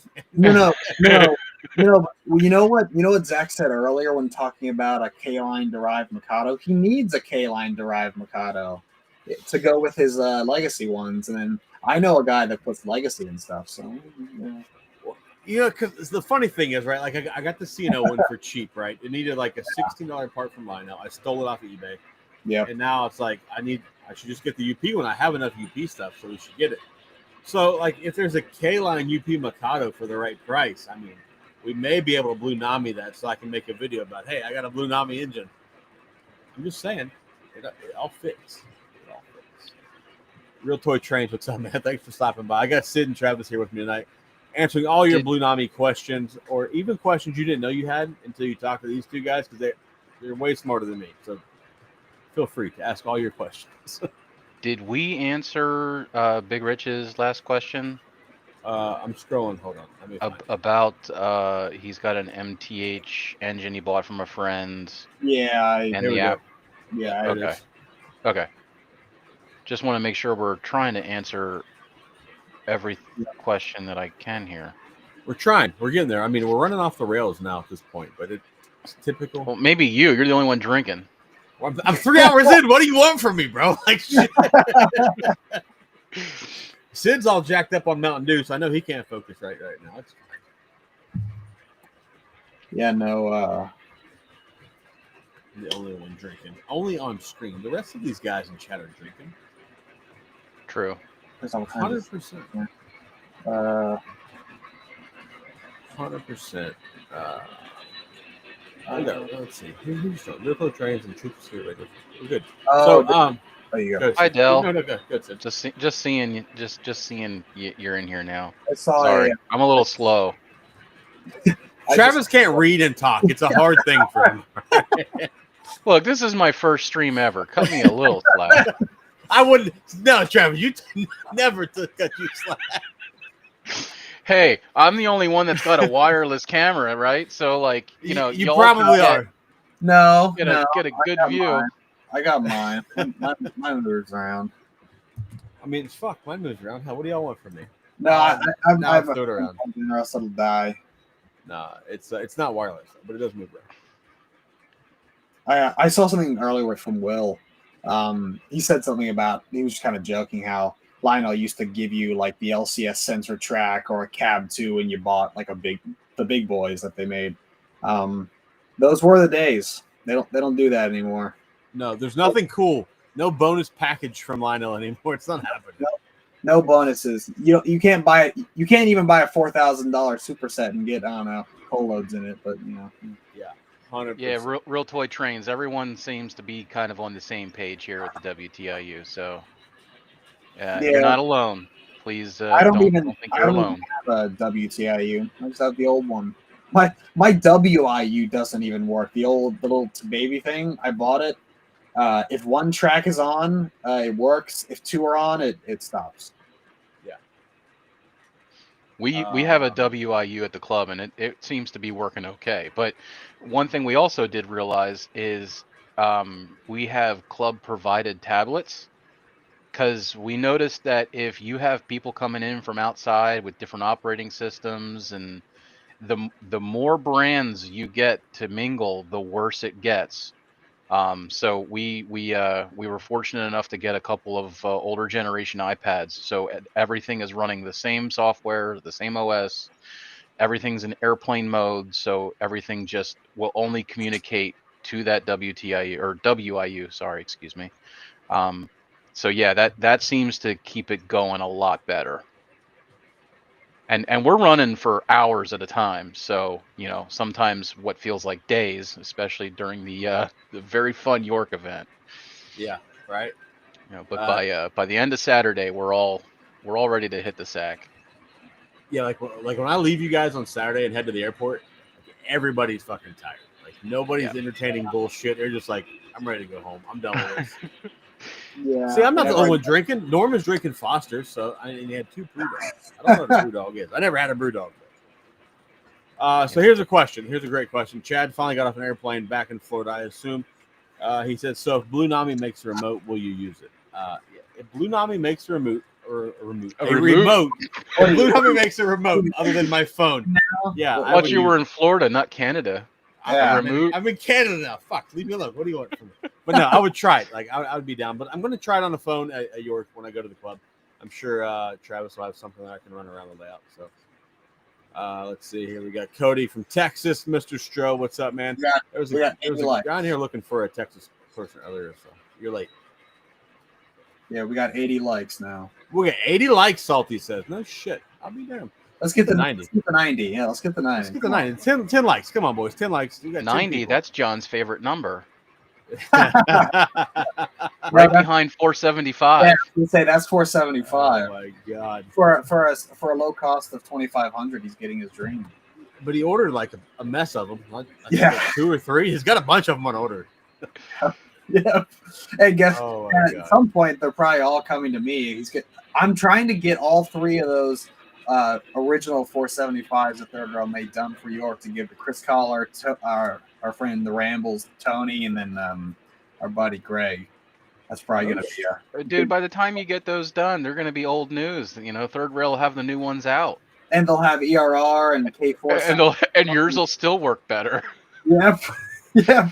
I love Jay, but I'm telling you, that like, oh, But then you'll have like a dozen more to do. Yeah. A brand new run of them. You're gonna have a pile of them to upgrade to. Like I can't help it. I'm like, I love helping people out, but I'm like, at the same time, it's a little lucrative business, I won't say no. So as long as you get my big boy and the Challenger done before all those 475s come in, I don't care. They'll be done before that. I'll if they're not done before that, I don't know, drive all the way to Maryland and whack me or something. Oh, that's funny. That's good times. Except if I drive to Maryland, somebody's going to ask me to help them with the motor, and it's just going to turn into work for me. So I'm You just gonna know- stay in Florida, Sid. I'm staying here. I'm not You building know, motors. if you want to bring some piston rings and pistons and Everything, just somehow. Just bring it all. just bring it all. It's fine. Just bring a crate Yeah, motor. Why not? that's a hidden talent I'm gonna keep hidden. That way, no one asks me for help. There you go. Is there any other competition out there for Blue Nami, or is Blue Nami way out in the lead? That's kind of a little bit of a loaded question. I mean, Yeah. Blue Nami works for us in O-Gauge because it doesn't need an operating system. No base unit that needs hooked up, although it can. So if you were running a 2-rail layout with DCC, you could totally use a DCC throttle and run Blue Nami. Yep. But at that point, I really feel like you're just wasting money because you could put just a tsunami sound in, right? Yep. So Blue Nami is a Soundtrax product. Soundtrax, whom makes a lot of really good DCC decoders, amongst others out there. And they're designed to interwork with other brands, which is the HO world. They've been living it up for forever. So Blue Nami really is the first introduction for us into 3-rail, Yep. because it allows that DCC control just via Bluetooth. Yep. The only manufacturer that has also expressed interest in the 3-rail market is TCS. ESU has no interest. The Germans don't want anything to do with us. And there's a bunch of other small brands. No offense to them, their products are odd. I'll just put it that way. They're just kind of strange. So yeah, basically, Blue Nami is way out ahead in terms of it being the only thing right now. There might be others in the future, but it's pretty hard to beat the price point, the reliability, and just Soundtrax as a brand at the moment for us, for this scale and what we're doing specifically. And in DCC, like straight up DCC, the ESU is a very high ranked like sound quality and DCC brand, but And even the TCS as well. Yeah. I mean, they're really good as well. Except I have messed around with TCS as well. My biggest problem with them is the interface on the app, right? So it's almost like you need a PhD to figure it out. But if you're coming from the DCCHO world, yeah, it kind of comes naturally, knowing CV values and all this other stuff. Whereas Blue Nami, like, you could probably hand it to, I want to say, maybe a 6 or 7-year-old, yeah, and they'll get the train running. Yep. Yeah, it might not, they might not have the headlights on or whatever, but they can run a train using the Blue Nami app. It is very intuitive. Yep. And I think that's really where it excels. This is the question of the night. I don't know, because it sold out and everybody I talked to thought it was a joke. So I definitely okay. I got to give them credit. Like, you take the Comic-Con thing off it, and it's like, okay, it's kind of just a platinum chrome dipped Vanderbilt, but you put that logo on the side, and it's just sort of like, It's not my thing. It's got to be collectors with stupid money. That's I did not know it sold out until just a few minutes ago when John posted that. Definitely silly money, and I think it's definitely for a particular type of collector. People that like the bling, I guess. That's not my kind of thing, but hey, it's sold, so Is this right? It was $3,000. I thought it was like 27, It but wouldn't I could be wrong. It wouldn't surprise me if it was. I'm like, Wow, that's nuts, man. Could be like the last chrome plated thing that I saw them put out, and it comes with a pair of white gloves. You pay an extra $1,000 for those. what Was that the Burke? like the Burke? Was it? I don't know. Yeah, the The Burke. 120th anniversary or whatever it was. Yeah, I remember when Eric got that and he did the video on it. It's like, this is just interesting because they had just made the 765 and all that like a year prior, or maybe the same year. I don't remember. John, you're just jealous because they got money to dispose of. John says it's some damn furries. Fucking fur alright. suits are expensive. All right, boys. We've been on here for 3 hours and almost 30 minutes. We got Travis and Sid with us. If you got any more questions for them regarding Blue Nami or any upgrades, whether it be Protosound 2 or Protosound 3 or Legacy, let them know now. I'm going to jump off here shortly. So get your questions in and hit the like button, man. Get your shit together. Hit the like button. Yeah, what are we at right now? Salty, what are we at, man? You still in here? What's the like count? Furry Comic. I mean, that might be the best one tonight. The furry Comic-Con people. Hey, but you know, Lionel goes to Comic-Con, so clearly the market's there. You know, It has to be because they're skipping York, so they're going to that. yeah, no. Hell with those real trained people. We don't gotta talk to those guys.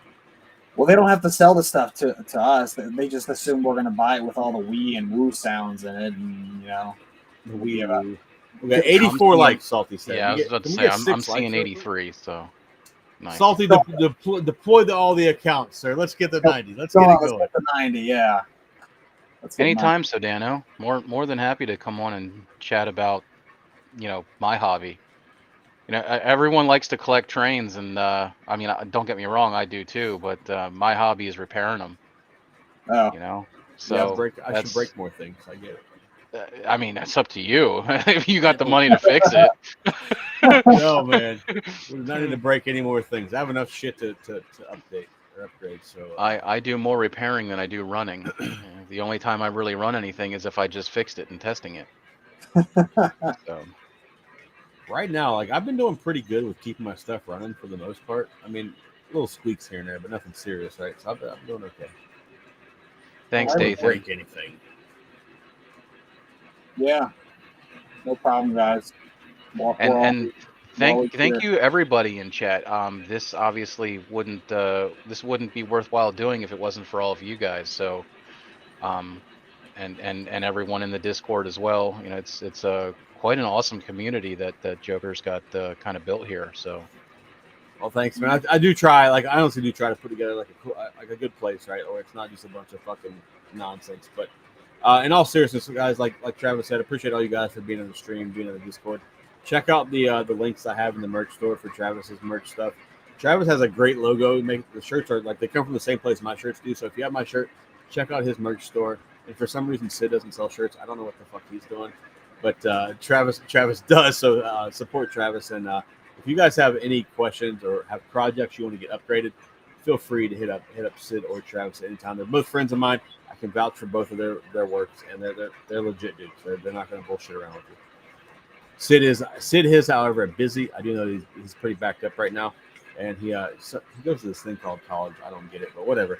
But hit both of them up, man. They're legit dudes. my college days are long gone. I'm almost done. You are almost done. We're almost there.